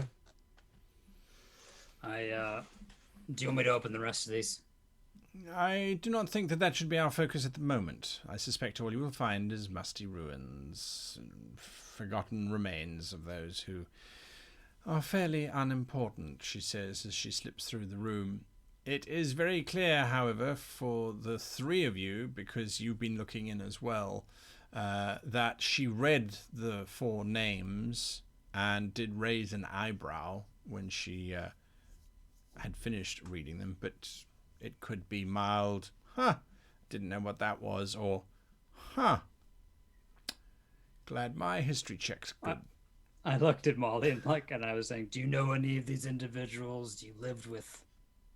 Don't want to sound like I'm painting with a wide brush here, but you live with a lot of dwarves. Maybe you've heard some stories. I think I might have heard a few. Let me reach into my memory banks real quick and see if anything come up. That sounds good. You can give me a Myths and Legends check, if you please. Oh, let's take a little pick. Oh, I shouldn't have. Well, this will be fun. All right, let's go. First, it's okay. Got an 8. That's good. That's 1. 9. Make it 10 because it'll be funny. That's a 7. So 7, 8, 9. Hey! I knew you could do it. There's one name that you recognize. And it is Brandich Kaif, Lord Brandich Kaif. And the only reason why you remember it is because Kaif is a particularly vile word that you would give someone who is a betrayer or a traitor. If you are branded a Kaif, you are branded for life, that you will never have any standing within the dwarves. Any offspring to the for eternity will never be recognized as dwarves. You will never be welcome within dwarvish territories. You will never sit at a dwarf's table. And if a dwarf should learn that you are a Kaif, he should immediately remove himself from your presence, for you are such a creature to be loathed that you are worse than rolling in excrement, basically. I remember this one now. This lad here, at least maybe not this one specifically, but the word Kaith would mean that they are lower than scum. I'd rather take the company of my fellow kinsman elf back at home with my own parents and my own soul, quote-unquote, friendly acquaintances than this filth right here. Tally, keep your eyes open. There is nothing but bad things. Why would I close my eyes? That is a fair point. All right, I'm going to go open the other door until he leaves. All right. What are you doing throughout this entire thing, Kethriel? So, I would assume that I would at least know something about the 12 gods that all the humans praise. Sure. I'm trying to run my memory. I'm probably just trying to run through the thoughts because I'm like, okay, it's a fairy tale, but you know, they built a temple to their fairy tale. What do I know about it? What would they put in here? And I'm basically just trying to, it's like hearing a story and trying to be like, oh, okay, well, what would this be? Well, You can give me a sagacity check, just a straight up sagacity check. I pass. I rolled a 6 and I had 10 on my sagacity. Nice. If the Boron dogs are the guardians of death, this could be designed the entire, and now there's 4 crypts there as well. Could this be some kind of prison for the dead?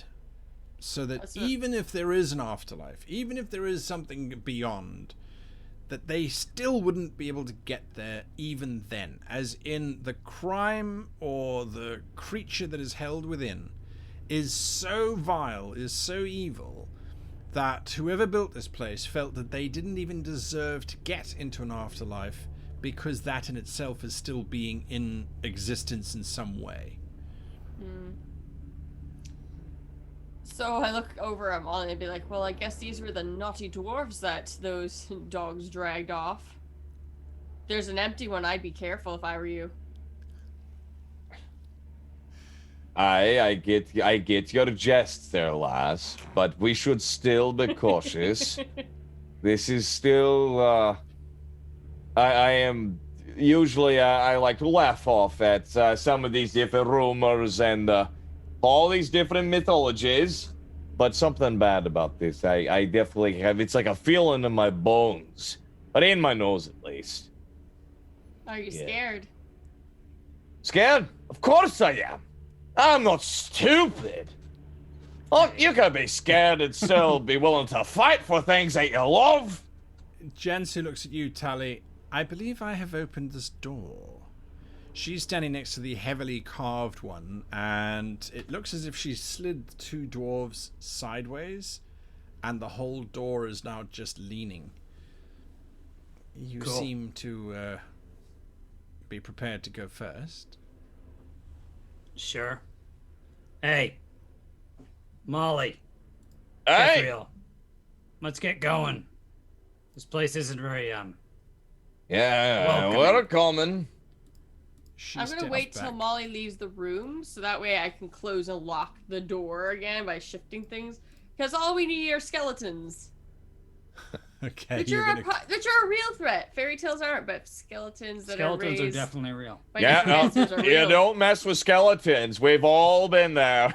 All right. Necromancers are horrible, and I know they exist, so I'm Are gonna. you even strong enough to close the door? Then we laugh like Yeah, Seinfeld. You got a 10 Okay. strength? Yeah, that's okay. You All right. you win shit. I mean, it was heavy. If you had been on opening it, you would have failed because there was dust from who knows how long. But now that it has been opened, to grind it back is easy. Tully, She's stronger than You Molly. loosened the jar for me. I did. Thank The you. pickle jar. That's a really bad pun. Anyway, I'm gonna open the door. I'm gonna do the same tactics and just whip. That's the tally way, is to whip the tactics. Do a perception check. Torch it. Torch it good. Torch it good. Hopefully, Watch it nothing's- be like It's all flammable. It's like oil in there, and just like oil and burr. The whole thing explodes. I have a bad flashback. I don't understand why. All right. know? So you're gonna throw your torch in there. Okay. Is it dark in there? It is dark. It is very dark in there. I'm just trying to Torch! grab my torch. Sorry, give me a second here. I'm keeping a keen eye on Jansu because I don't want her just getting what she wants. and She's leaving. just watching at the moment. She is not doing very much at all. She's just watching, and so you throw your meager little torch into the room, and it flares up for a moment. And I'm going to paint here what you see temporarily. There you go. It flares for a moment, and then it disappears into darkness. Oh boy. That looks Oh, it's a giant pit. that looks real bad. Definitely a very long drop, and there is a single these sort of white plinths are suspended on chain, you think, from the ceiling, and where the torch hit against one and then disappeared, it's slightly swaying. Cool. I'm gonna get out my rope. Wait, what? I'm going We have to. You want to get paid, don't you? Yeah, but you know, we could take a minute before trying to traverse against something as scary as this. Maybe see what the third door opens to. And we could possibly find the path that goes around all of this nonsense. You know what I'm saying? Sit yourself. Sounds like a lot of thinking to me. He just leans up against the wall and waits. All right. And motions to the other door. Just a thought. Found a pit trap here, John Suit. Pitfall, I should say. Well, that is most likely guarding the central chamber. Well, you want to at least open this door first before we try crossing that? Very well, you may open the door, she says as she steps to the other side of the chamber next to poor old Kethriel, who's finished finally sealing the door. Yep, gotta go that door. All right. You open up this door with a push. It's not locked at all. And it's dark. There's no light in there, but you can see from the light of the room that you're in, it looks like there's an ancient, very large bathtub inside. Oh, at With last. this strange, slightly clear liquid in it, and an ancient jar just on the corner. I apologize for the sound of the helicopter in the background. Apparently, the Royal Air Force has decided to land a Chinook helicopter in our front yard. Anyway, it's not going away. It's just there. Anyway, No, sorry. those are the gears of the background ever since we activated the trap. Because we're in this tomb and FBI open up. Let's be honest. Right. Yeah, exactly. That's true. So yes, this 10-foot by 5-foot wide pool that contains liquid and an old jar on its side, and then there is a small door off the edge of that. Oh, there's a door on the other side, eh? You see, there's a path this way. Might want to try it first. Do you I'm step going into the to room? turn the light towards the room, that room right there, and see if it does anything to that room Yes. Okay. So before you walk into your death. Right, you know, that's Acid in appreciated. that pool. A serpent comes out. It's like, I need a just self-control check from you, please, Molly. Oh no. He has no self-control. We all know this. oh, you think I don't, do you? I have no self-control. He has no I have self-control. He's been perfect talking the whole time. self-control. I can stop smoking whenever I want. I should make sure I'm using the No, right it's skill because here. it's a choice. I have a 10 in self-control, so let's see where this goes. Oh, not bad. See, he chooses his addictions. All right, first dice. Right, we'll have to spend not fate points, but the other ones for this. Let's see. Let's try that. There we go, and there we go. So I'm gonna have to be spending 3 of my skill points to bring it down. Right. No, sorry, not 3. 5. I could do math. So that brings it to, because I need a 12, 12 and a 10. Oh, got me. A 12, 6 and a 3. Nice. So as you are looking, Oh, the with light- 5 left over.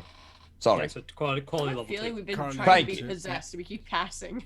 this pool, as the light washes over it, you are convinced that you see 4 faces glaring back at you from underneath the liquid. Right, so don't touch the pool. No skinny dipping. I know I'm looking at you, Johnson. I know you're very very excitable type.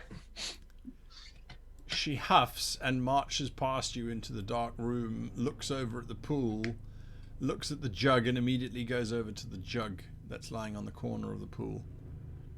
Cool. You gotta try putting the water in there, lass. Tally, what are you doing? I follow her in. Sure thing. And Kethriel? I have a strange feeling because he says he might have seen faces, 4 faces, Yeah. right? I have a feeling that they separated the soul from the dwarves, and so I'm glad the door's shut. I'm not going to stay in there. I'm going to stay outside the door. Gotcha. Molly? I mean, let's say I'm seeing her mess with. I'm gonna stand by the door and watch. I've got Firefinger lit for a little bit more of light, not too Right. much. Sure. She examines the jar. She looks at the water. There's another door, Mr. Tally. I'm beginning to not like her, so I'm going to open. I'm going Push her to in. just slowly, not like it's Tally. Takes a long time to feel out people. So he lights another torch because it's his last one. Right. Careful, Tally. Yeah, I'll be fine. I go up to the other door. Sure thing. Do I need a mechanics check or? No, I need you to give me an insight check first. I'm pretty sure she's gonna Empathy, try to push empathy, me in. empathy. Sure. That's interesting that empathy is like our terms of insight. Because I thought it's we're trying to feel for them Everything's fine. Everything's fine. Okay. I passed 2 and 19 to the other, and I don't have enough skill points to make that better. So Perfect. Okay. So you get -2 to your dodge, if you please. I have a shield. Can I use parry? Sure, my but arm. you would still get -2 because you were unaware of this event. I think that's how it works. Shield. So Wait, my I don't need shield to roll gives me- 3. I just need to roll one of them. So she succeeds. Okay, I will parry it. I have a. Let me see where my shield is. I have a 12 to parry. All right, with the -2. Oh no, not with the -2. I still fail anyway. All right. She pushes you into the water. Okay. Oops, she says as you stumble backwards into the water. I feel really good about this. And she says, "Do you feel possessed?" I feel wet. Thank you. Did you see that, Molly? Magic. But if he was possessed, what would you do? I would do nothing because he is not. What's that jar for? She looks at it. She looks at you. It appears to be. She reads the dwarvish on it. It says it's a vessel of transference. In other words, it's a jug. Now, can we stop with all of these fairy tales and rumors? Finally, it's just water. It's probably for the workers who built this place to drink, or for the architects who would stay here, or the guards who would guard the crypts. Who knows what it's for? We won't know until we investigate it thoroughly without clouding our judgment by referring to fairy tales. I get up and hip check her in on accident. It's all purpose. What are you trying to do? I get Hip up check? and I go act like I'm going towards the door, Yeah? and then I hit her with my butt and knock her in as she's talking. You gotta try. Okay, she's not expecting that. She is. I succeed. Yeah, she fails 3 times over, so she screams and falls in. I look her right. dead in the eye and I say, "Oops," and then I go to the door and I open it. So, Catherial, you're the only one who didn't burst out laughing whilst that happened. You hear that the jug, it made a tang sound as it hit the flagstones. Mm-hmm. As if it's made out of metal rather than anything else. Okay. The light. Can I take my bow and twist it so I can see the faces in the water that he was mentioning? Yeah, but as you do, you don't see faces because the water's all disturbed as Jensu is getting out. She glares at your back, Tally. I was making a point about childishness. Yes. Now you made it twice over. Sure, I believe you now. Well, go on, sweet chicks. Open up that gate, eh? Hang on. Wait. Molly, you Eh? said you saw 4, correct? I did see 4 faces, yeah. Oh. So I'm going to go over to the jug put the jug in the water Mm-hmm. and pull it out and ask, do you still see 4 or do you see 3? I'll wait until the water's not disturbed and look inside. You see 3 faces.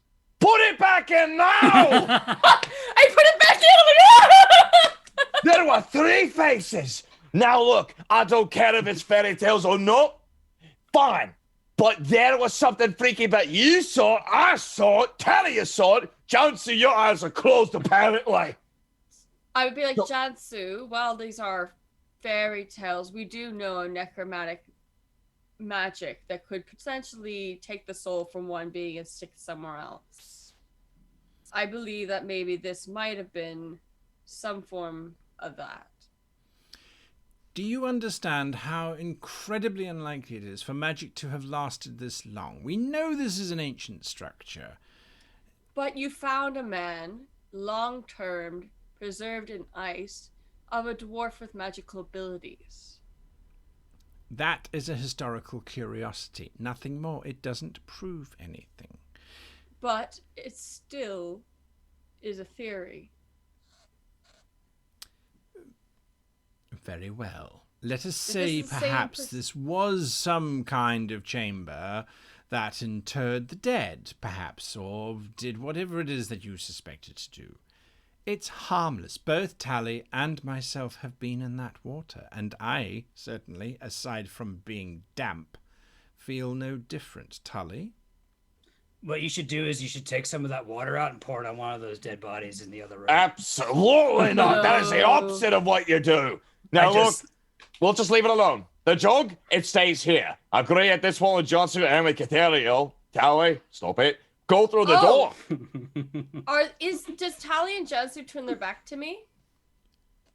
Yeah, I have my back to. I want to tap Jansu with the jug and see if that pulls the soul out of her. She looks at the jug, she looks at you. Satisfied? What were you hoping would happen? That I would be invested by whatever spirit you plucked from the water? No, I already put the soul already back in the water, like I dumped it out. Okay.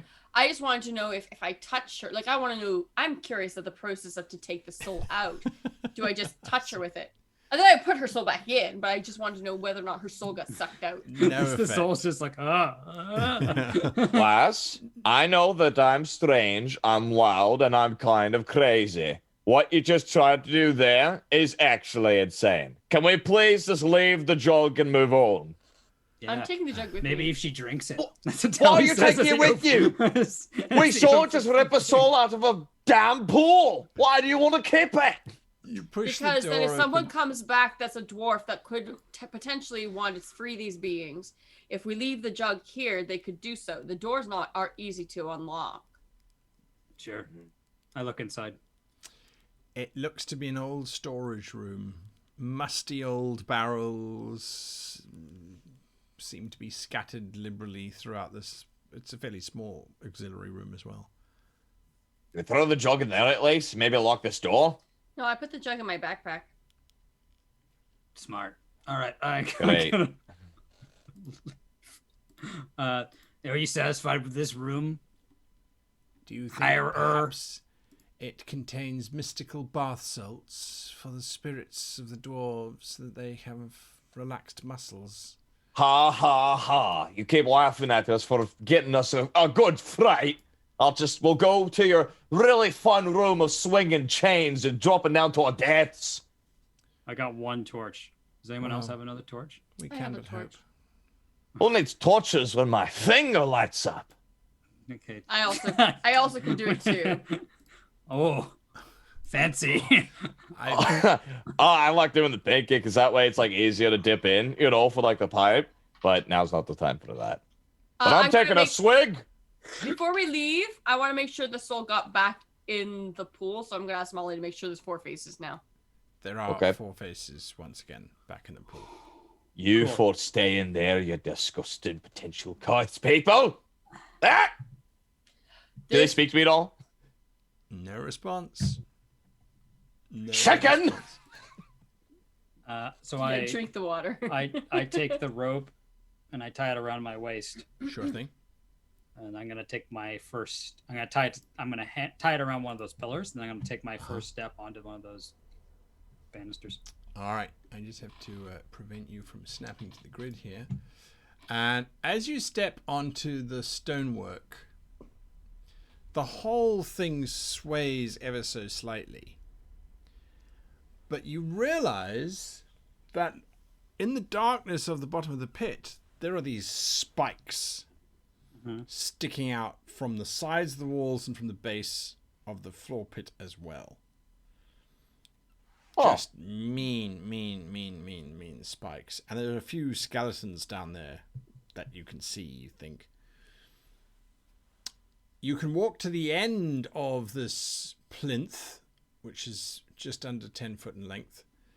And then you'd have to jump onto one of the other ones. But as you get to the end of it, the whole thing now starts to sway quite badly. Can I try to get to the base near the door and brace it between, like, if I sit down and dangle my legs over so I can, like, try to keep it steady between my knees? Yeah, you actually figure that if you stepped on it and held onto the door frame, you'd probably have you'd counterbalance it because it's tilting slightly as well. Oh, it's tilting as well. Okay, Yeah. sorry. I thought it was just shifting, so I thought if I sat down and placed it. Yeah. All right, so I'll just stand on it. All right. As you stand on it, these all shift and move. Can you shift? Can you move it I slightly? will move it so the slightly, camera? yeah. So we can see which way they're shifting. You think it's in a logical kind of way. You're not entirely sure. but I'm going they to tell all Tally don't start to move, and I'm going to see if I step back, if they shift back into place, that we can watch what triggers what movements. All right. As soon as you step back, yes, they do. They shift around again and start to make their mark, as you will, in terms of realigning with where they were. It doesn't look like it was the same layout as before. So what we're going to do in order to overcome this is, because this is where the adventure was actually supposed to start. We overthink everything. we are players. No, I added a whole bunch to the front thanks to the feedback I got from the viewers on my planning session. So what I'm going to ask is, we're going to do this as a skill challenge. It's not something that exists in the Dark Eye, but it's something that I like to do just to speed things up. I need one of you, please, to give me a body control check. Let's see. I don't think I'm too bad in that. What about you? Tally's really good in it too. I have a +10. Yeah. Yeah. Well, that's pretty. I got +9, so you could do it because it's better. What is it? What's your sagacity? 10. Actually, what's your con? 14. I think you should do it because I got like a 15, 15, and 10. My con's only 10. That's the only 14 thing. and 14. Yeah, I think you should do it. Statistically, Mitch's character is stronger. However, Freddie's character has been passing more checks. I don't know. I crit, and I confirm the critical. Nice. Okay, fantastic. Okay, so I'm going to say that gives you an absolute advantage. Yes, so that is quality level is 4. Quality level is 4. Perfect. Okay, complete success. Then, from either Kai or from Freddie's characters, I need a tracking check to try and keep track of all of these moving pillars and beams and things. Would it be tracker or orienting? Tracking. Orientation comes... you're right. I have a +8 You're right. to tracking. Yeah, Right, you should do that. All right. go for it. Courage, intuition, agility. So I got 0 in tracking. What's courage? So I'm going to use 3 of those points, so I have 5, and then I pass with the other 2. Okay, so quality level 2. So quality level 2, I pass. Again, a quality level 2. Okay, this is good, folks. This is good, because I said it that you need to have a quality level 2. I know I was breaking the rules, but I just thought that's the best way to do it. Okay, so yes, you start to make your way across. You realize that the only way to do this is actually as if there are 3 of you kind of counterbalancing, and one would step onto one of these ones, causing a section to move, allowing for a third person which ultimately has to be you, Molly, to be able to step not onto the grid, but to be able to step onto that, and that would then bring the one that Kethriel is on forward, moving her forward. And so it's this very slow kind of working out of who needs to go where, what needs to happen where. And so then the last check that I need, and this would be from, who hasn't yet rolled this round? Molly. Molly. From Molly, I need a mechanics check. Oh, this'll be good. Let me see. Oh, like many things, got no skill points on that. Time to roll. Okay, there we go. That's already bad. Oh, no. There we go. And, yep, I love it. An 8 and an 0 and a 17. So I failed. That would be a failure. That would be a failure. All right. What happens is at the very last moment, and I'm going to randomly determine this. 1, 2, it's Molly. 3, 4, it's Kethriel. Can I say that I pull out my pickaxe while I was crossing? Couple things to know before you make it random. Okay. I actually have a bad luck too. I don't need to roll then. Okay. So. But I also have a rope. But I mean, Yes. a bad luck too. Oh, One thing to no, go that's a over. good mitigating circumstance. I like it. So what happens is, as all of this is happening, Tali is at the end of the line. Kethriel, you actually are the first to get to what is safely the other side, which is a door which is slightly open. And that reveals a chamber in front of you, which is very cool in terms of its temperature. It's a few degrees colder than it was elsewhere, beyond the doorway. So that's kind of what you're seeing. Not seeing very much. It's this sort of faintly blue glow coming from within this door chamber. Molly, you are nearly all the way across. You basically just have to do a hop and a skip. And Tully, it is you, but unfortunately the timing is wrong. Molly steps off of his plinth before he was supposed to, causing yours to disappear into the wall. You plunge down towards the spikes. That's the bad luck that's happened, and you will take, now whatever your armor protection is, you will take 8 points of damage, life point damage. As you are skewered on these spikes, you're not trapped down there because of your rope. You manage to haul yourself back up again onto the plinth, and then you will be able to get across. How are we getting our employer over? She is standing at the far end of the chamber, and she calls out to you, "Be my eyes and ears. Tell me what is in the chamber beyond." Okay. I'm so glad I took the jug so she doesn't have it. I have the key too. I'm just going to quietly roll for her to see if she puts those things together. Oh, no. 17, 17, and a 16. She does not realize any of that. So, what are you guys doing? The doorway is slightly open. You are at the edge. Here's a question for me. Is that water or is it ice? It's ice. Okay. Because I was worried that was like, there's all the souls in here. I'm gonna take off my jacket, my cloak, and I'm gonna put it on Molly's shoulders. Because it's gonna be cold in there. And then I'm gonna go in and be like, and I'm gonna grab him stiffly by the arm and be like, when I say don't jump, guess what? That means don't jump. I kind of go into the other chamber. I'm basically holding on the door and helping him over.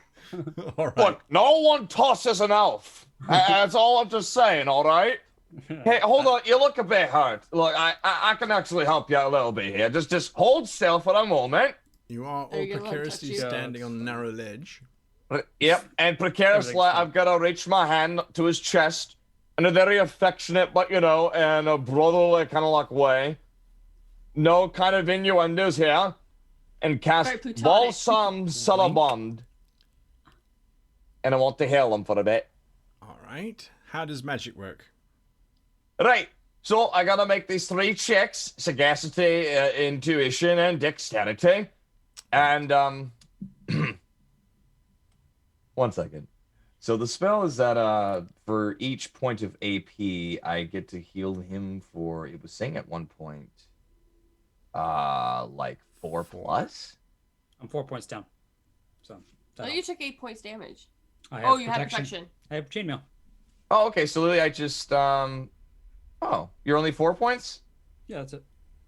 Let me double check then, because it might cost more than it's worth. No, it's just one. Yeah, so I'll just literally, I cast like 1 point of arcane energy and get him back up to full health. But I need to roll first before I snap my fingers. So It's so excitedly. easy. Shit, I failed. Put that crossbow down, maybe. But right, I'm gonna put. Boy, all right. I hate. I'm to be so. the I'm bearer of sorry, bad Bertha. news, You got to take a rest. there isn't that much space, as a matter of fact, because you're on the edge of a plinth, which is a foot wide, Oh, right. and Tali's on the edge of a set of broken stairs going across the ice and up to a tower that's in the middle of this space. So you can see that it's a circular tower in the middle of this ice that's above you, so you can't see what's on top. Right. Oh, can I walk forward a bit? Space for. I'm gonna maneuvering jump here. to the other side. Well, but you need some healing. All right. You can get me on the other end. Oh, okay. We'll just do that then. And then you can hold my, Bertha, Big Bertha. Yes. All right. I'm gonna jumpy. All right, you jump across. It's not difficult. It's 3 feet. You could fall across it if Perfect. you needed to. I'm very tall, so that should be working. Yeah, you're gonna make your way up the stairs. Sure. Yeah. If it doesn't sort of door block, I guess it's open. You said, right? Yeah, it's just stairs going up. I have a torch still. That's true. Unless I dropped it, in which case I don't have it anymore. No, I don't But- mind. But I want to heal you. Please don't go too far. Wait, I've got to be useful. I wait at the door and I go, okay, come on, because I see his face. Don't give me Alright. that face. I can't. Come on. No. Get it up. Just hold still. Time to roll. I like it. There we go. That's exactly. Roll 12 down. There we go. What? I rolled exactly what? Don't do this to me now. Okay, that's hilarious. So I needed 12, 15, or 14. I got a 12 and a 15, but I got an 8. So I was like, Nice. Nice. so spent the point up before the health out. I feel better. I like to think that when you like kind of are asking me to help me, you give me the same face when you want to tell me a story, and I like can't resist the elf eyes or puppy dog eyes that you give me or whatever. Can I use come my on. finger fire and Yeah. look to see if there's frozen souls in the ice? Give me a willpower saving throw. Well, it's not a saving throw. Just give me a willpower check. It is. Can you scroll me up? And 'Cause I don't know what's willpower. I just need to know the Willpower list. is courage, intelligence, and charisma. I'm gonna use Boy. a fate point and my 20. Ooh. Okay. Oh, that didn't help. Doesn't no, but I think I have extra stuff. You in there. don't. No, maybe. How many fate points do I have? You can. You I don't had think you can 3. keep re-rolling. I know some have been used already. No, I haven't used any yet for myself. Okay. I It was have. mainly Freddie and him. I only had Yep. one to Let's start. try it again. Second You one. only had 1? There we go. Yeah. Okay, so Yeah, 10, bad 10, luck. and 2. Yep. I'm at 2 left. So All right, you- so I passed my will save. All right, you passed. There are hundreds of faces that look up at you. I love this place. I found the frozen river Styx. Cool. Let's just go inside. Check I'm it just out. like, don't look on the water. And This next room's the last one, I'm hoping, because, we can just say it's the last room. She's not gonna know. Is this place? I'm sorry. Is this place seriously? It's not just me then. Like there's seriously just nothing but a bunch of ghosts. So that Titus back there is basically 100% wrong about this place. Sure. We're not saying that. Yeah. Skeletons I'm are saying real. Let's that. just leave it at that. I say skeletons are real. Then you get to the top of the landing, and it's a circular chamber. I will zoom out a little bit. Oh God, it's just like the door. Well, kinda. But there is a pillar around the level that you have stepped onto, and a plinth at the very center, and there is this very dark orb, but it has this iridescent green and amber swirl that's moving within it, and this slightly purple flame burning across the top of it, and it flickers, giving off this strange, vague purple light. It doesn't look very strong at all. Magic, people, I don't know what's going on here. That's why I'm standing at. Can I make some kind of check to maybe discern what this thing may be? All right, so are you going to approach it? Well, the thing is, I don't want to touch it, but Right. maybe a bit closer to have a nice peek. All right, I'm just moving you guys all onto the platform. Move us deeper into the trap, please. Need to understand this. I'm never giving up this voice, by the way. Now that I've found this, I'm going to use it in so many places. All the wrong places. In all the wrong places. It's just too fun. So you are going to approach it, you say? Yeah. All All right. right. Okay. You approach. Right. I'm looking for the thing. It might be So I'm trying to find the right check for this. I mean, I just wish there was one said like arcane or something. There's a magical. You recognize that this could be one of the Dark Eyes, the most powerful artifacts known to exist in the entire world. Immense magical power, unbelievable abilities, but usually in so far as seeing into the future or seeing into the past or possibly communicating with gods themselves. Do we all know this or just Molly? If you have even 1 point in Like magical lore? magical lore, thank you. If I you got 5 of at them. least 1 point in magical lore, you will know that this is a dark eye. Or Yeah, I do have three. It fits the description of a Yeah, dark I have eye. 3 points. Is there a type? Can I do a magical lore check to see like if, or maybe even history, something if people have used it for like terrible deeds, or if it has done like horrible misgivings on this world? As you getting closer to examine it,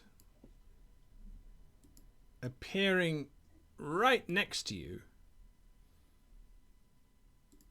is a ghastly shade dressed in a black robe.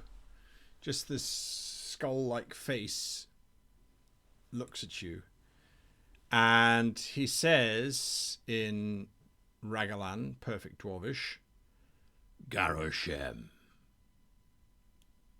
And then he looks at you, Kethriel, and says in Isdiria, in the Elvish tongue, Ahalan. Is this a greeting? It is a greeting in Dwarvish and in Elvish. And then finally the figure looks at you, Tally, and it says in the common tongue of the Imperial, greetings. Aye. And then Who to are all you? of you at the same time, although you're only hearing one of the 3 languages, it says, have you come to disturb those that should not be disturbed? No. Will you return the evil unto the world? No, right? Like, turn back to the other two, like, seriously, no. Like, Yeah. no. Empty room. Yeah. Is understood. anyone stepping forward? Nope. Nope. Just standing at the stairs on the way down. I Nope, will I'm- step to them and say the evil should remain where it is. I agree. Yes, full-heartedly. Leave it here. Then why do you enter the tomb? We didn't know. Honestly, we were hired to to examine and look at this place and discover new things. This is definitely one of those things we should not be discovering, eh? The sacrifice of the dwarves means so little that the tomb was forgotten. Apparently. No one has told me, and even though I'm not 100% dwarvish, but I've heard of only some very mere whispers of maybe this place, but otherwise I would no. say to him in Istari that the sacrifice of the dwarves was to keep this place secret from those that would release evil upon the world. Well, now we know, yeah. I guess you would hear in Elvish because you have Elvish. It's like you wouldn't know. I would say there is those that would seek to release evil upon this world. I understand that they were able to trap the souls of evil beings here. How would you continue to do so that you may guard them?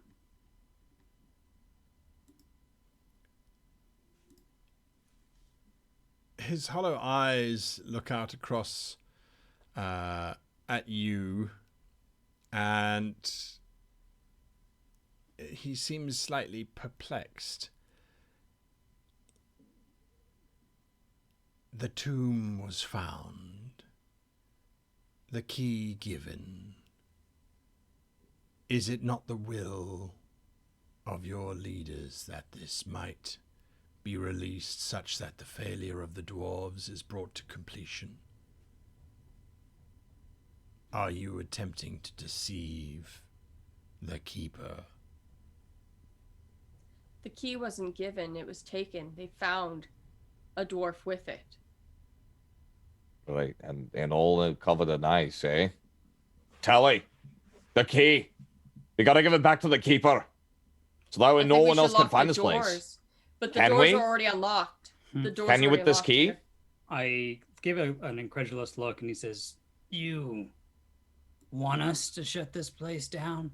To disrupt the magic? You think it's fate that we're here?" The shade is about to speak when all of you can make perception checks. I was like, think I have oh. pretty good perception. This is gonna be good. Let's 299, so I passed with a +10. So what's that? Nice. So, Three No. of so four. it's a quality of 4. Quality of 4. Nice. failed with a 19. No. I succeed, but I did very badly. All right. So, Kethriel, someone is approaching up the stairs quite quickly behind you. Is it Very quietly. is it her? Do you look behind you? Yeah, I do. Yes, it is indeed her, and she sees you, and she puts her finger to her lips as she's sneaking up the stairs quite quietly. I'm going to start to walk towards her, but while I do, I'm going to nudge Tally with my foot, like I'm passing by him, and I'm going to nudge him Okay. as it passes by. I get nudged. You I'm way too engrossed in trying to save people. right. I follow her gaze, and I see Jansu have- approaching. Jansu. Welcome. I What? say, 'cause She's here. I didn't see that. I didn't see this. Oh, you didn't say it? Never mind. All right. Well, no, I didn't see her say quiet. So Oh, She okay. hangs Jansu, her you're head. here. As she approaches. Well, what a merry band we are, she says, looking from you, Kethriel, to Tally, to Molly, to the Shade. The Shade looks at her, and in Elvish says, "Are you here to release those entombed who should not be released?" And she looks at you three. And she says,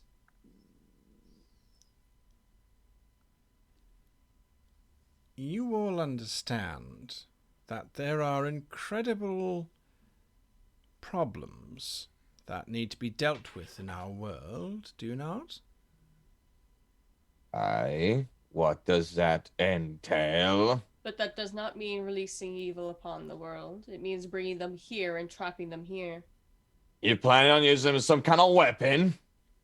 You know that never ends well, especially for the user. There's always a cost, Chanzu. I thought it might be folly bringing you along, Molly, she says, stepping into the middle of the room. I follow her like a bodyguard. All right. Given your propensity to favour the dwarves, but then I thought perhaps someone understanding this. And she looks around the chamber. Delightfully quaint people would be useful.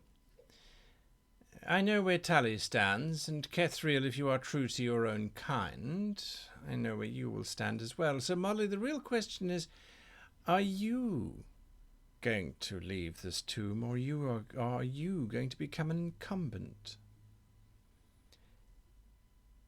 The 4 men who lie trapped within this space were trapped at a great cost to the dwarvish people, not to your people, Molly.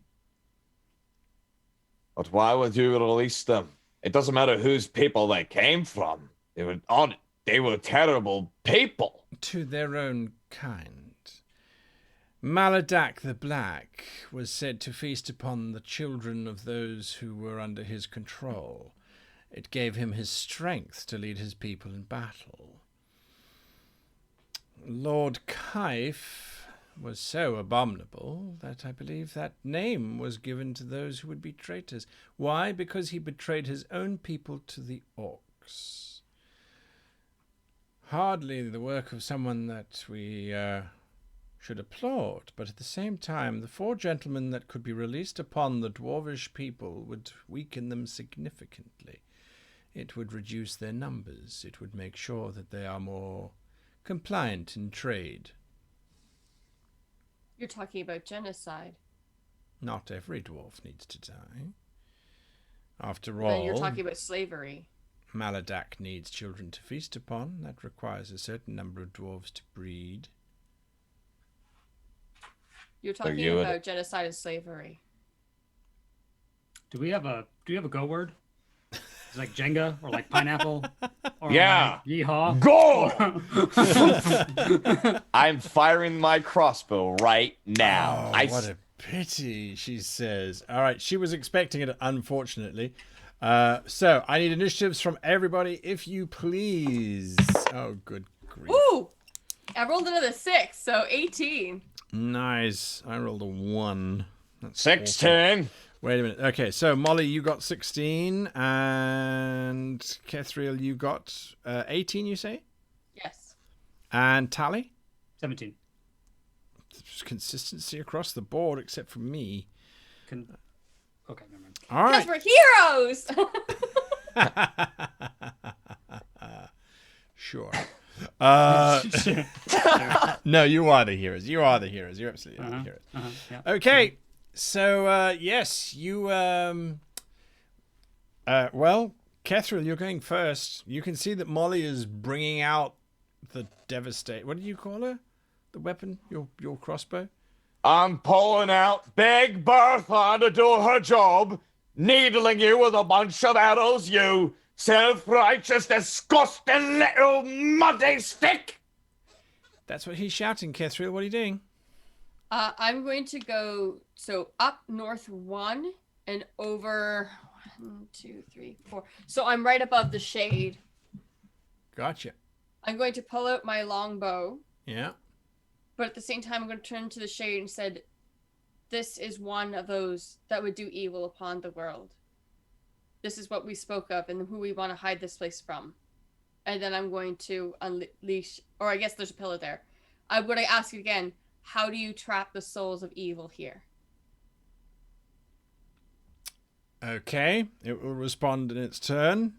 That's what you're doing. Yes. Tally. She expects me to be friendly to her, right? Yes, she thinks you're a sellsword. You're a human. Great. When we're done with the dwarves, think what I'm we'll going do to to do you. a feint attack. So I'm going to act like I'm going for Molly. I'm Sure. going to step beyond her. I'm going to reach behind me, pull out the sling of the hammer, my two-handed hammer, and just Babe Ruth her on off the side of the head. Swing away, Tally! I hit. All right. So she is going to... Well, she doesn't have anything prepared, so she is going to dodge. Or try and dodge. She failed her dodge check. You connect to your damage. Oh, my goodness. This is going to hurt. Oh, I hope not. Bad. I hope so. An entire race of people. I was gonna go into a speech, but instead, action speaks louder than the words. Okay. Oh, Holy. So that is 18 points of damage. Wow. yes, it's to You kill the Gallagher skeleton. her! 18 points damage. Good grief. Okay, you slam into the side of her, and you notice that the clothing that she's been wearing, which is very much traveler's garb, as you just you smack into the traveler's garb, you feel or hear the clink of scale mail underneath. So your blow is somewhat reduced, but not significantly at all. Nice job, babe. Mm-hmm. And she staggers back. What are you... Do you understand the power that object is being wasted upon? Yeah, but I like my friends more than I like you, so tough rocks. She gets -2 to her defenses because I did the feint attack. Uh-huh. Yeah. Okay. She's left gasping for breath. Molly. I fire Big Bertha. See, also, we didn't realize this, though, but like with the heavy crossbow, it takes so many actions to reload it. It's because it actually dealt 2d6. Ah, nice. Let her rip. But this was just 1d6. You're going to hit first. All right, so I have to roll beneath my thing. So here I go. Crossbows away. Oh, what do you know? Thank God I've got some points. So I spend 6 points. It is now exactly what it needs to be. Oh, wait, no, hang on. I don't think you could do that for combat attacks. Oh, you can't? Pretty sure, yeah. Yeah. It's Okay. easy skill checks. Well then, no. Then I missed. You skewer the wall on the opposite side with one of Big Bertha's bolts of doom. All right. So yes, you still have free actions. You Right, could let me shout, drop an item, move, or turn around. I'd like to move a little bit, down out of the Shades way. They'd be like, do whatever you can. We're on with you. I'm thinking the shade's going to turn on us. Just letting everybody know. I don't know. We're It's on here to your guard the side. dwarf sacrifice. I don't think it would. Yeah, but he said are you here to complete the prophecy of something like that, of the dwarf's failure? So I'm assuming he's just going to turn. Anyway, it doesn't matter. We'll find out. Nope, he's super cool on our side. Right? I'm just Do the snapping thumbs you guys up like a onto the wink. grid so you can see where Thank you God are. I took the jug. She She would have just released them. So Jansu looks at you, Tally, and she is particularly upset. Mm-hmm. And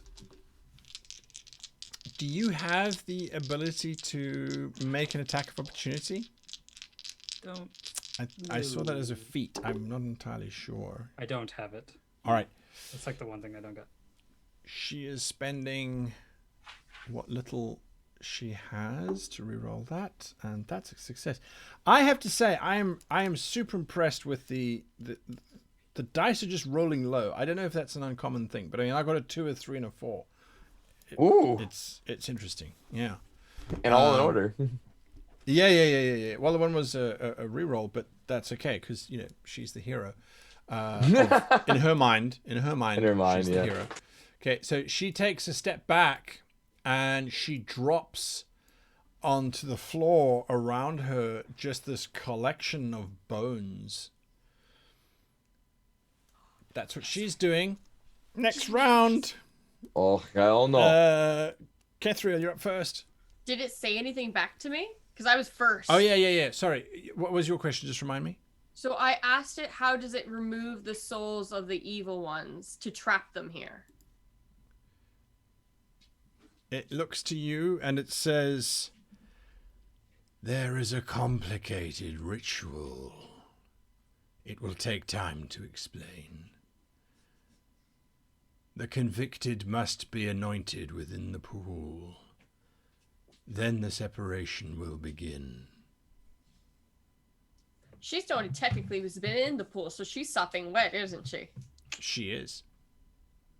Okay, she's already wet. Now what? The liquid must be gathered from the individual within the sacred urn of transference. Cool! I'm gonna take the jug out of my backpack, run underneath her to where water is dripping, and just go, "Hua!" Or I'm gonna grab her shirt and wring it. Okay, that's what you're gonna try and do. I think he figured it out. I don't know. I'm sorry, Freddie. No, it's not that. I'm angry myself. I missed it. I could have technically re-rolled that D20 with my weapon aptitude with the crossbows, but I didn't. Oh, really? Okay. Yep. Next time. So, what check is it to try to wring water out of a person? Look, I mean, that Dark Eye has got a lot of skills. I just don't know which one it would be. I am gonna go with. You know what? Call me crazy, but I'm gonna go with. I want to say alchemy. No. I'm not trying to trap this because that's already an alchemy thing, right? It's just wringing water. So is it a strength check? Is it? Sleight of hand. Wait a minute. What have we got here?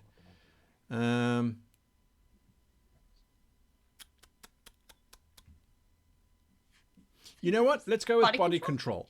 Okay. We're gonna get so many people going, you should have done this. And oh yeah. Sorry. Yeah. Let's go with body control. Agility, con. So 10, 6, and how much do I have in body control? I have a +2 and also have 6 in this. I don't know what the +2 is on the sheet. Down. So it's agility, con. So okay, but I also have 6, so I'm gonna take. That is my agility, so I'm gonna take 2 out of it, so that would pass, and then have 4, so I think that would give me a quality of 1. All right. Okay, so she cannot actually do anything. She's not focusing on you whatsoever. So you're starting to get liquid into this into the jug. Jar. I don't know if this is gonna work. Tally, what are you doing while this is going on? I don't know what the hell she's doing. I'm just gonna walk up to this Gensu individual and ring her skull again. All right. Forceful blow this time. She has a -2 to defense. Yes, she does. She's muttering and mumbling. I hit. I'm not surprised. She doesn't dodge. This is gonna hurt, isn't it? Yeah. Oh, I'm about to do something nasty. +2. Hang on, I gotta find my page here. I believe it's plus a jillion. +5. Plus a jillion. Yeah, no. So 16 damage. And if she has iron on her, because she has chainmail, as you said, and she's having trouble casting that spell. Yeah. Yeah, that's definitely going on there. All right. I don't know exactly.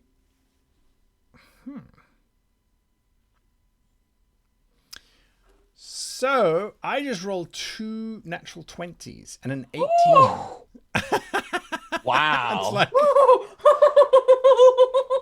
playing the wrong She's having a real game bad here, day. folks. We are playing the wrong game. Okay. Whatever she was doing has failed completely. Molly, you're up next. So, a quick question. With Aye. spell enhancements, I think you can only choose one as you are casting it, eh? Wait, what? Right, so with spell enhancements, there Spell are enhancements. Right. Yeah, Yes. Okay. there are multiple ones, but I think you can only choose one as you're casting it. I I don't think you believe can cast two. Okay, so then I know which one to do then. All right. Um, What do you think?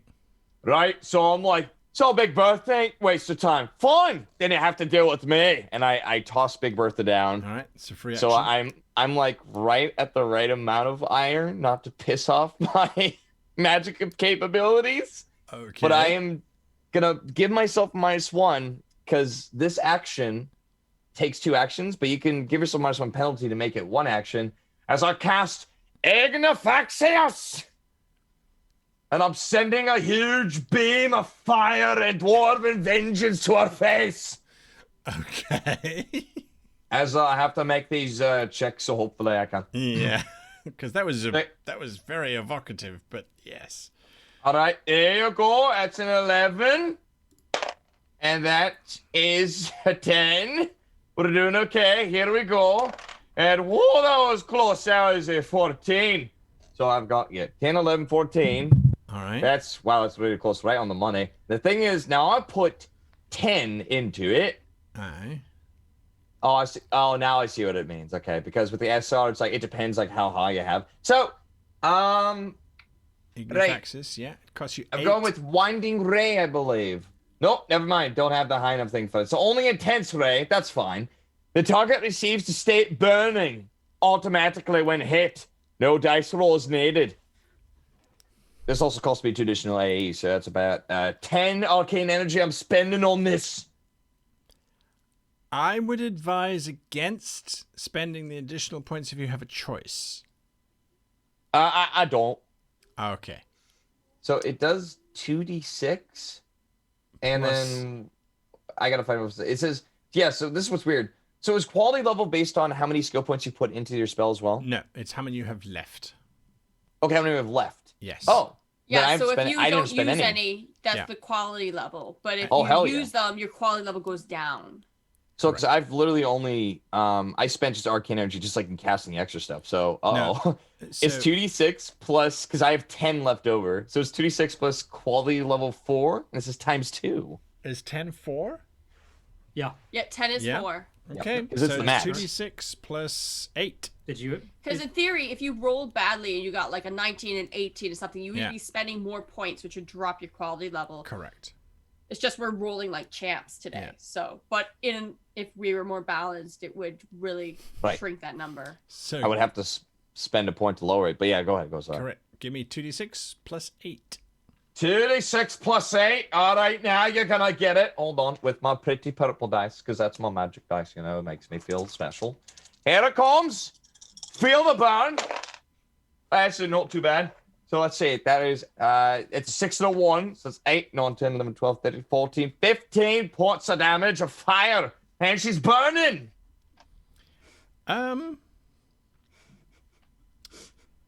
She's no longer damp, if that counts. But yes.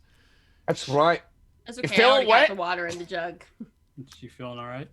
Yeah, She she's doing not. all right? She's not looking good at all. At all. If she's bleeding, I'm also catching that in the jug. Oh my god. You're really obsessed with It's that soul dog. water. Now, Soul water. what does the burning do? Like, she's literally on fire right now. Yes, that's a condition. I will Right. go and check up on conditions. I'll also check it up for you right now. Actually, you can if you do wanna keep that going. whilst. Yeah, it's on page 32 somewhere around about there. 32? Got it. Somewhere there, yeah. Okay, so that's what you're doing. That's everybody acted. It is now her. She's completely abandoning her idea of what she was doing. And she is going to... Oh my goodness. So the restriction of action economy is really, really, really low here. She's Oh going God, I to found it. draw a silver blade from her side. It looks like it's a scimitar of some kind. Bring it. Yeah. I'm hoping Molly pissed her off. What the hell? So that's It what says she's- the target's clothing catches fire, and the target, I don't know why it says hero, because we're not targeting a hero, and the target suffers fire damage as long as the state remains in effect. Yes. I think it's because they're probably said if we caught fire, that, you know. Yeah. Okay, they so put it's it like out. maybe at the beginning of her turn, like she keeps having additional damage. It's not the same damage, right? No, it's fire damage, which you'll need to go and look up as well. Oh, okay. Oh, wow, it's separate thing. Because Pull I'll it come up to on you your now. phone. All right, yeah. So her action is she's going to draw her sword, and she looks at you, Tally, as she's. I mean, yeah. The whole idea of her being on fire, I suppose that's what the spell does. Even though she was wet or damp, anyway, she wasn't sopping wet.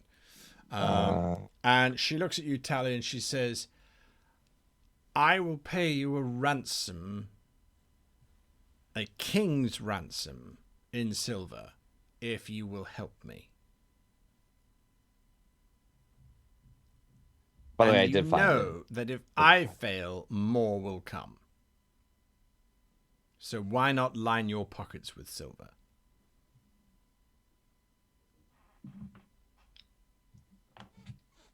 That's what she's saying to you. Back to top of the round. Kethriel, you think you've got... A lot of I got like water. You got a little bit in the jar. Hey, I don't know how much I need in the jar, and I'm gonna Right. run back over to him. Like, okay, I got the water in the jug. Now what? It's in the Discord, by the way. I said the burning thing. I got you. Okay. I'll come to you on that burning thing on your turn. The spirit... So you're rushing back over to the spirit? Yes, I run over like I got the water in the jug. Now what? The spirit looks at you, and then it looks at the orb. Pour the spirit upon the sphere. The dark eye will see whether the creature is or is not evil. I pour it on the jug. I pour it on. If the dwarf is found wanting, it will be entombed for eternity. Does it have to be a dwarf? It looks at you. It looks back at the battle that's going on. This is the sacrifice of the dwarves.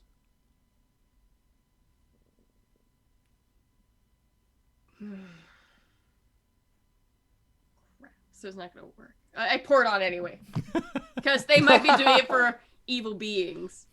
All right. You pour it on anyway, and as you do, the spirit suddenly flares up and shouts at you, "Interloper! Elvish interloper! Your kind are not welcome here!" I know, we're trying to get out. Kill her. That's what you're... Sure, let's see how that goes. Tally. So I rolled I rolled a natural 1 and I confirmed it. So I'm still on the same Ooh. side as the heroes because if I had rolled poorly, I would have slapped a Molly. Anyway, Oh. But I held you, lad. You still feel the pulse miss. of my hand against your chest. I miss anyway. You miss? You miss? I miss. All right. So, Oh. Are you gonna do anything else? You could turn around, move, Nope. drop to the ground. I'm in her face. You're in her face. I kind of That's I true. do a swing and she dodges it. So here we are. Molly. All right. Now for the next trick I have up my sleeve. It's, let me double check. I just want to see. Ha! This'll be good. God, I hope. So I'm going to also give myself that -1 again to make this 2 action into a 1 action. Casting now paralysis on Jonsu. So she will be constantly burning when she's frozen. That's what you hope. Yes. I do hope. Yeah. Here we go. That. Oh, God. Time to spend some points for that one. And then for the second one. That one's good. And for the last one. That was, yeah, that's also good. So I have to spend 4. So I have 6 overall left. All right. Have to make a success. What is that? Quality Quality two. level 2 or 3? 2. As far as Quality I level remember. 2. Mhm. Works for me. So let's see. Since it's a quality level 2, she has 1 level of paralysis. So, Oh, sorry, let me double check. So it's basically yeah. 4 minutes that she's stuck without being able to put herself out on fire. She's now just on fire. Yes, she has -1 to all checks involving movement or speech. Well, That's what now level it's just 1 got more paralysis so. is. Well, yep. But it says those affected cannot move, feel, or hear anything. Now, here's the thing. Blades at this point won't hurt her. You can't throw her over a cliff. She won't die. She's pretty much indestructible. But the thing is, I was reading this. Non-magical weapons and non-magical fire falls. Right now, magical fire is constantly burning her. So now this is a waiting game. So she's immune. Hang on, because I've got the condition paralysis here. You've got the spell paralysis. Yeah. And you're saying that she's now immune to most damage except for magical damage. Yes. Gotcha.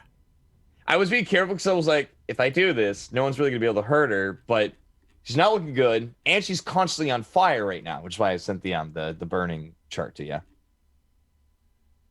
From the magical fire. You got the burning chart now because it is her turn, so she's going to burn. So what is the...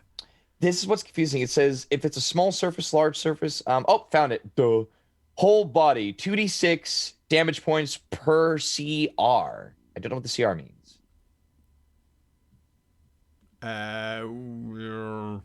That's what I've been Interesting. We'll take it and move on. So roll 2d6 for now. Right. That's what's... Per combat round. CR is combat round. Per combat round. There we go. Here we go. She takes another 8 damage. Nice. She would be screaming, but you say she's paralyzed. Yep. And as I stare at her burn, it's like, this is what you would have had the dwarven race or on the other innocent space succumb to. So you got what you got coming to you, ya ninny. You shot that at her. She's deaf though.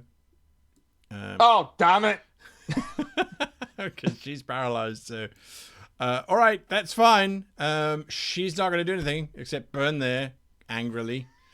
However, you are no longer alone because this cry of sacrilege has been leveled against Kethriel. And so the shade now reaches out for you, Kethriel. It seems quite angered that you've poured an elvish soul upon a dwarvish stone. And it's going to make an attack against you. The spectral clawed hand comes out of the darkness. And it swipes. And I'm still trying to find... There we go. Thank you. It succeeds in its attack. So I have to roll for dodge, correct? Correct. Or you could parry it, but a dodge or parry. You No, fail? I failed. Yeah. Okay. So it hits me. He hits you, and you take, before your armor protects you, I'm hoping, you take 8 points of damage. And I have 2, I believe, protection, so it should be 6. 6. There you go. Perfect. It's not clicking. I'll just put it. Can you put it on your sheet? Okay, Yep. 6 damage. All right, 6 damage as it's clawing at you. She's burning. Next round. So it starts with me, right? It's with you. That's right. Kethriel, what are you doing? Hang on, I'm trying to figure out what the spell does. Abilities, spell. Because I think I have something that might help me right now. All right. Are you going to be doing something with the shade? Yeah, so I was going to talk to it. Talking is free. Briefly. So I'm going to say, The dwarvish sacrifice was to protect the dwarves. She would openly attack them. While elvish, she is a threat to the dwarves.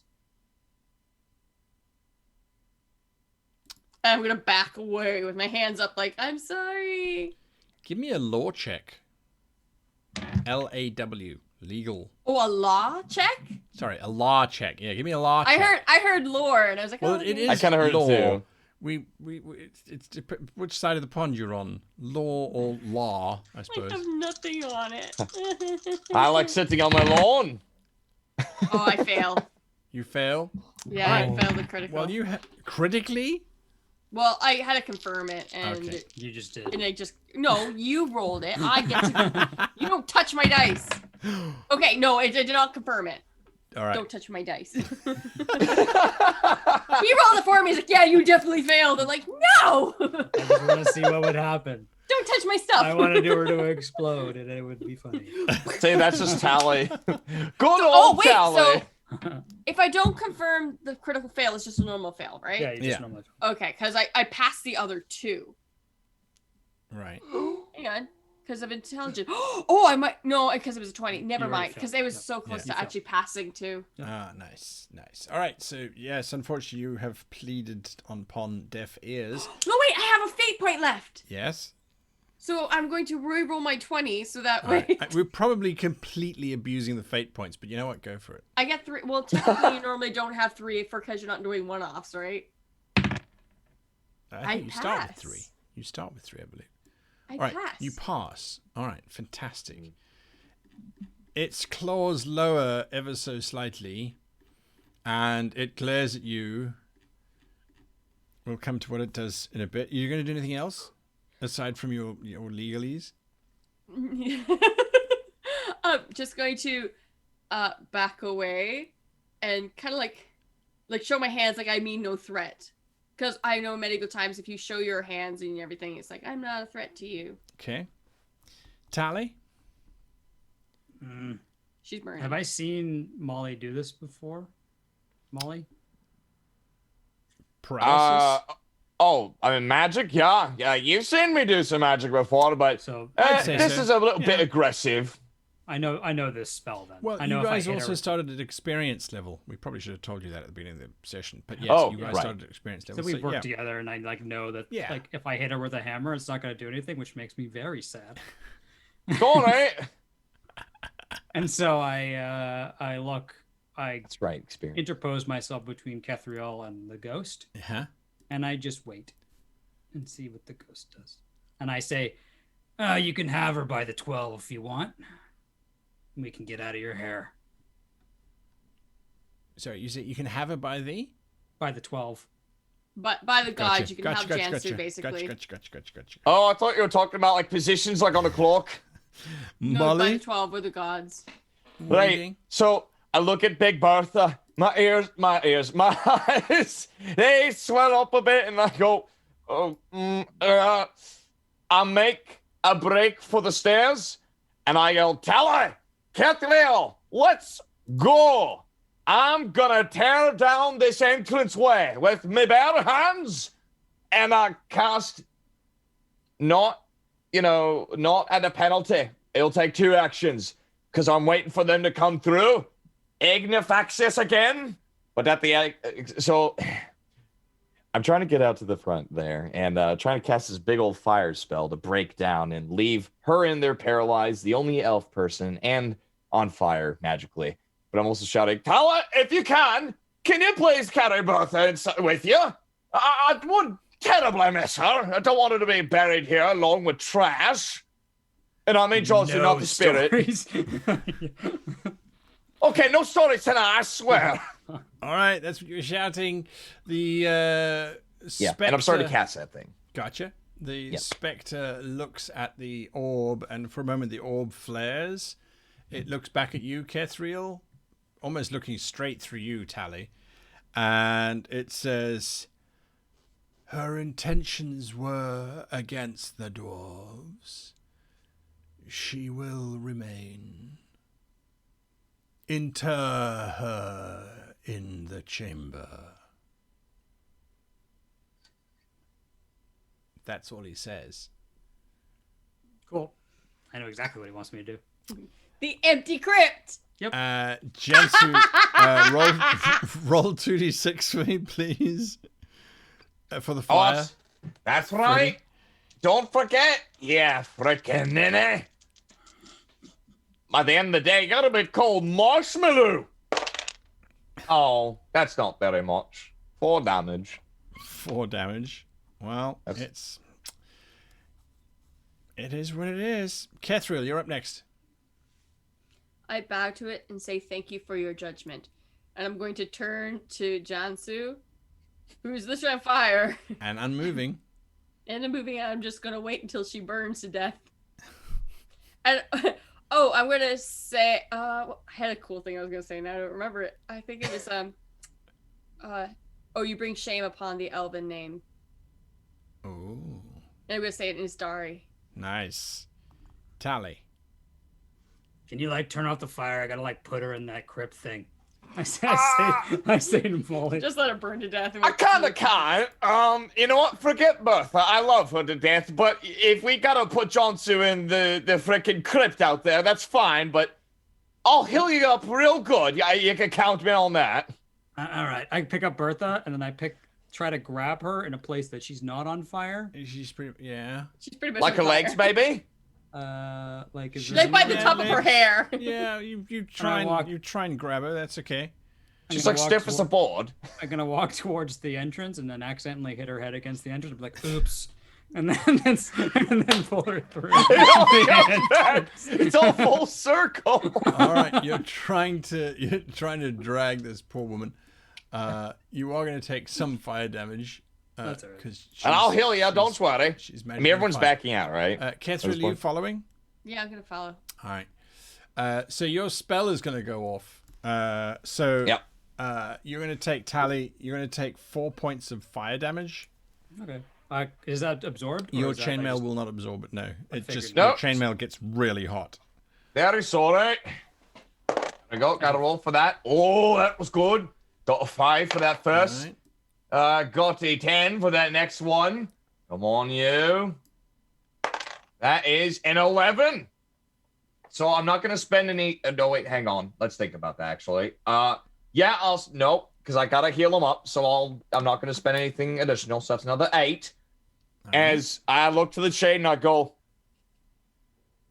thank you for helping us, and I'll make sure no one comes in here again. But they will not forget the sacrifice of the dwarves, even though I'm not one.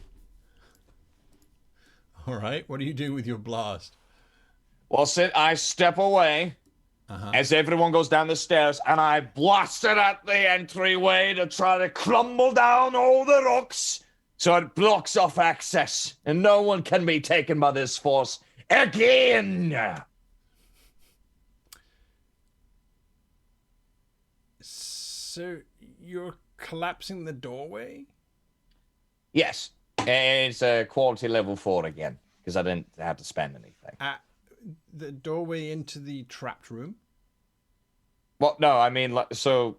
He's talking about the doorway to the tower where the shades reside. Exactly, yeah, with the shades. So no one could actually go in and touch the dark eye again. Oh, I see. So it's not so much of a door as it's steps leading up to the top of this circular structure. So you could collapse the steps.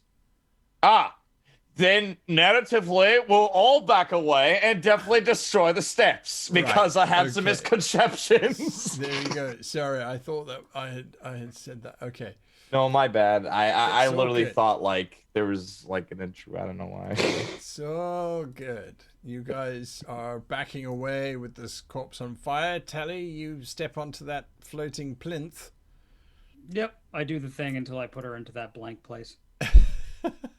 I'll keep taking damages. He said he'd heal me real good. Like, I will survive. Yeah. All right. And because we are coming to the end of our time here, I will say that you hazardously managed to make your way across the traps. And you are eventually, I assume, Molly, you will extinguish the fire. There's no way I could turn it off, but you can still literally, there's We no can tab. we can just dump her in the Yeah, water. I Just take her dump- back into that I pool just throw her in and the just throw back. her in the pool and then put her Right. in Put her in her. there. All right. But I'll keep the Eventually- paralysis in. Eventually, you drag her into the tomb. It takes you more than 4 minutes, but you Uh-oh. know that the moment the paralysis ends, she died a long time ago and is crispy bacon now. This is. Oh yes, she is absolutely finished. We Silence did it, guys. as We're the heroes, grave. right? We're the good guys, right? That's right. So as you place her into this empty tomb, the tomb itself changes and the carving on the front of it suddenly appears, and there is this elvish woman standing on corpses of elves and humans and orcs and dwarves, trying to seek what looks to be like this eye. Once you've put the tomb on, what do you then do? I want to see what the inscription says because the other one says something of violent, whatever. I want to see what her name is. Yes. I spent the rest of my points at the tally because I did have a success, but I had to spend some points to make it, a full-on success. It gave you back about 14 hit points back, life points. Sorry. Nice. How do I feel? Yeah, but I'm all out of magic. Sure. Got it. Now the attack starts. Okay. No! So, yeah. So on her tomb is written Jensu the Keef of Elves. That is what is now written on her tomb as the final kind of insult. I usher everyone outside. All If right. they're willing to come, and I'm going to lock the doors as I go. And you lock the doors as you I'm go. going to tell you to take this key and run with it and hide. I will wait for the elves. Yeah, like I'm gonna. So I tell you to. Well, no I'm one just else gonna go the. knows that the elves are coming. It's just you. I know, that's what I'm telling him. I've asked for backup because I knew Jansu was going to try to screw people over. Take this key and run. Sure, I'll just meet us at the bar that we usually meet at. I'm not gonna run Sure. very Right. fast. I'll just walk. I'll see you Well, later. Yeah, I'll see could you we later. just hide it somewhere, this key? I mean, or should we? Oh, that's what I'm saying is run far away with it. We'll hide it later. Well- That'll be like our own personal mission. We'll discuss it. All later. right. But the elves are on their way, so you should probably bugger off. For now, I just want it as a really cool necklace. Please don't. And then But put be it. careful, put lad. it- I just put it on the Molly, chain. why don't you go with him to also make sure he doesn't disappear and try to use it later? You're gonna be all right, lass. I just technically want him to stop talking to me. Well, I'll get us all around a beer once we get back. Oh my goodness! And as Just with some piece of quiet. I was just on the stairs like, You're all right up there. the Just camera from a pulls distance. back to this noise, leaving the tomb behind, and that's where we will end this session. Oh my goodness! This is it. This is what happens, folks, when you do this kind of stuff. The best laid plans are mice and men. You make one little change and it all goes pear-shaped. Anyway, thank you so much for playing, everybody. Thank you. Your Thank you, yeah. characters, your characters were very interesting. And, there's no doubt about that. He Absolutely likes so. them. Yeah. All right. Very quickly, let's just go through on our thoughts of the system as it is, and what we liked and perhaps what we didn't like. If whatever comes to mind, basically. So let's start with you, Freddie. What were your thoughts overall? I think it is an interesting game, but I had fun with this one shot. I don't know if it's really for me because I really as you guys can clearly see, heavily rely on more of my role playing side of things. I really like it, but I would say if you want to really make the most out of this game, definitely go for a long-term game because I believe once you have enough experience and once everyone kind of knows what they're doing, you can actually get that role play experience out of it. This is a game that really needs time to open up. The one shot was definitely fun, and I think it was a good experience, for all of us here. But making this a game where it's oh, you guys want to do a one shot? This Dark Eye is not a one shot game in general. I think, yeah, in terms of character creation, it's quite complex. You're investing quite a lot of time and that sort of thing. Okay, interesting. Kai? I greatly enjoyed it. I do think that we got to abuse the fate system, because normally you only get it back like once per level, or like you don't get a whole bunch I of them. thought you started with 3. Was I You making... start with 3, but then you Okay. only get one once per level, which means if you use all 3 and you don't level up, like especially later in game, it takes so long to level up, or sub. I didn't look into how that happens. You wouldn't have so many to use all the time. There are hero points I think you get at some point, but like you wouldn't have so many to re-roll as frequently as we did. Yeah, and I'm busy looking at reroll. You can spend 1 fate point to reroll a failed roll. So we weren't doing it illegally. Yeah, we weren't doing it illegally, but we were definitely abusing the fact that this was a one-shot. Right. Because I think we were all like down to 0. Because I'm down to 0. I used 3. Yeah, I started with 1. I started with 1 intentionally Yeah. Oh, okay. because I I knew think it was I'm a actually one shot. So At 2. Yeah. Because I only used 1. Yeah. I think what's- you used 2, didn't you? I think you're down to 1. Oh, Either no, way. you're right. In the I did beginning, use you 2. used it twice. I You did, used them yes. one after the other. Yeah. You're right. But So, yeah, I'm yeah, at 1. no, we definitely abused the fact that we were doing a one shot with it, but it was still like really fun. I'm kind of regretting I didn't go with my original character, because she was a follower of the daughter of Boron, and like she would have been.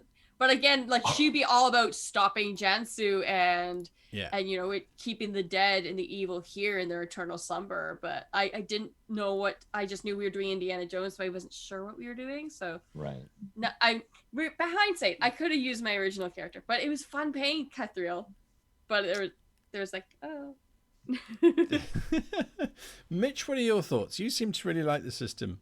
yeah, I think coming from a guy who I hate to bring up Dungeons and Dragons here, but who plays Dungeons and Dragons and only plays Wizard, Right. and I despise the fighter in Dungeons and Dragons. I really enjoyed the fighter aspect of this. There's like a lot of maneuvers I can do. I can really customize like all of my abilities, and I really thought it was great in that regard.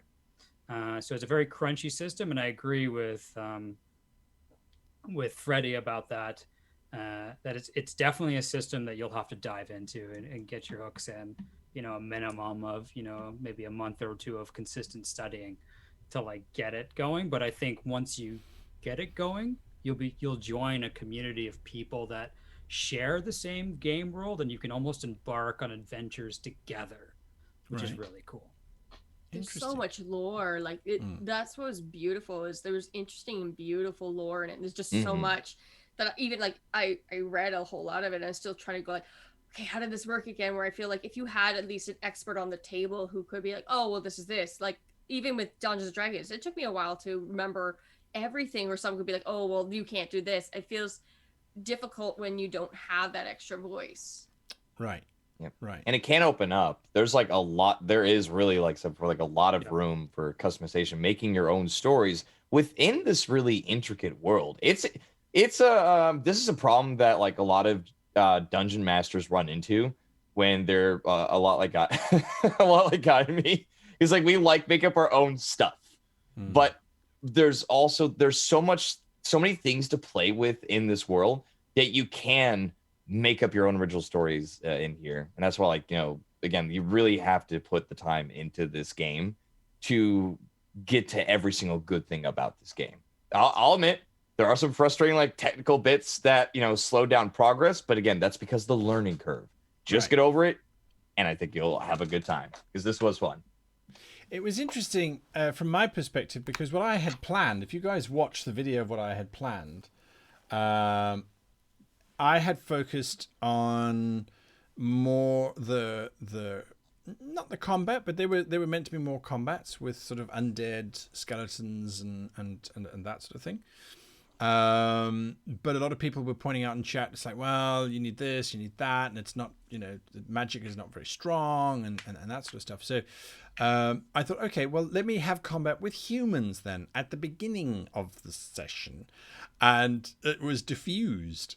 And then you this is right. This is why I love playing with you guys, because Kai, when you went into the tent and convinced Tandil to leave, I was like, but he was going to attack in the night, causing combat, because you diffused the combat the first time round.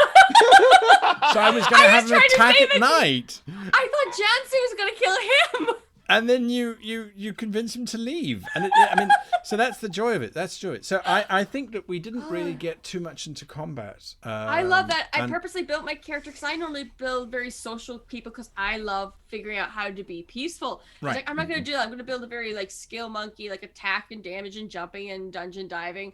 And then I went and talked everybody out of things. I talked the spirit out of attacking us. I talked him out of it. It's my own personal flaw. I like talking. Did you guys feel that the 3 skill check thing was very intimidating? Did you feel like it was taking you longer to calculate stuff? No. It doesn't. I think it's not hard to calculate, but it is unforgiving. Where if you pass 2 and fail 1, like it feels like it almost should be like if you get the majority, you should at least win. Like a half success, you know? Yeah, it's like the best out of 3, but it's if you fail 1, you straight up just fail. Well, that's why the quality level is there. Yeah, It's but if you have it, I think from my perspective, and I'm maybe your perspective guy, that it's a nuanced skill challenge where the DM can really unravel what all those numbers mean. Like, you know, your agility failed, so maybe you twisted your ankle or something like that. And you passed with your skills, but your quality level is 1, so it isn't really a great pass. And you can really potentially weave more things into like skills that make it more interesting. Right, absolutely. And I think the more you understand the skills, that was something that I was certainly struggling with. I mean, I had read through all of those skills, but just to remember which skill is linked to which sort of there's so much more skills than there are a lot of Dungeons and Dragons, skills. though. Absolutely. It's like twice the amount. Do you not feel that it was really easy to pass? I felt like it was really easy. And I mean, I know that we were rolling quite well, but when you go, okay, your average to pass is like 12 or 13. I don't know. It's like everything below that. I think it's because we may have been it. experienced players, though, because if we've started at a beginning level, because I know our stats, I boosted my stats to some of the minimums. If those were lower at 8 and I didn't have a skill in it, I could see myself failing more frequently. But you got the skill points, the skill pool to raise those points as well. So that was my only question. There is a system for that, a subsystem called the conditions. So like what you would do is you would be like, you know, if you meet there's this big problem, and if you solve some of the problem, then this check becomes easier. But if you don't solve any of it and you just attempt it, then the check is like -4 or -6 or something like that. Okay. So to make it ridiculously hard. So that was something that I didn't do very much of, I must admit, was to apply those conditions. Low light, so you get -2 to everything. I know that those are there, so bear that in mind, folks. It might have looked like it was really easy to pass, but yes, failing on my behalf to not impose all of those things. Because it's also like really powerful though to like have like I didn't realize how much like when like you were able to stack up. That's why, you know, it's tough when you have a lot of skills and they're all at 0 skill points. You're just like, oh well, you better like, you know, hope that you roll well enough. But it is so powerful actually having like those like 10 skill points, being like, oh, bet I'm just gonna spend a bunch of them to actually like make the dice exactly like how you want it. And we did get to use that quite often. But I think, you know, I think Mitch is right. You know, when you're doing the negatives and all that stuff, which I got you though. Low lights, dark vision. Don't try it. But yeah, you're right though. All right, that's our playthrough of The Dark Eye. I hope that some of you picked up on some of the references I made to the chats from last week. I appreciate all of the input from everybody. And yes, I honestly say that if I was getting into another role-playing system that I felt was going to present something that was different from what I normally play, I think the Dark Eye ticks all the boxes personally. I don't think it's a weak system. I think it's a very robust system, and there's so much into it. But I do also think that you need to take it with a pinch of salt and say, okay, we're only human. We can only have so many rules that we remember and clauses and things that we remember. And to interrogate stuff and to go slower than we were doing as well today. We weren't really occasionally we check up stuff, but usually we just be let's just go. Anyway, big thanks to Mitch and Cai for joining us, and for Freddie as well. Thank you, sir. It's always a pleasure playing with you guys. I never know where the hell it's going to go. So tonight we had, well, we just had everything, didn't we? And some people had it twice in the tent, but there we go. Until next time, we'll be back with more role-playing games in the future. Leave us a like if you liked it, and hit that subscribe button. Until next time, from all of us to you, thanks for watching, and goodbye.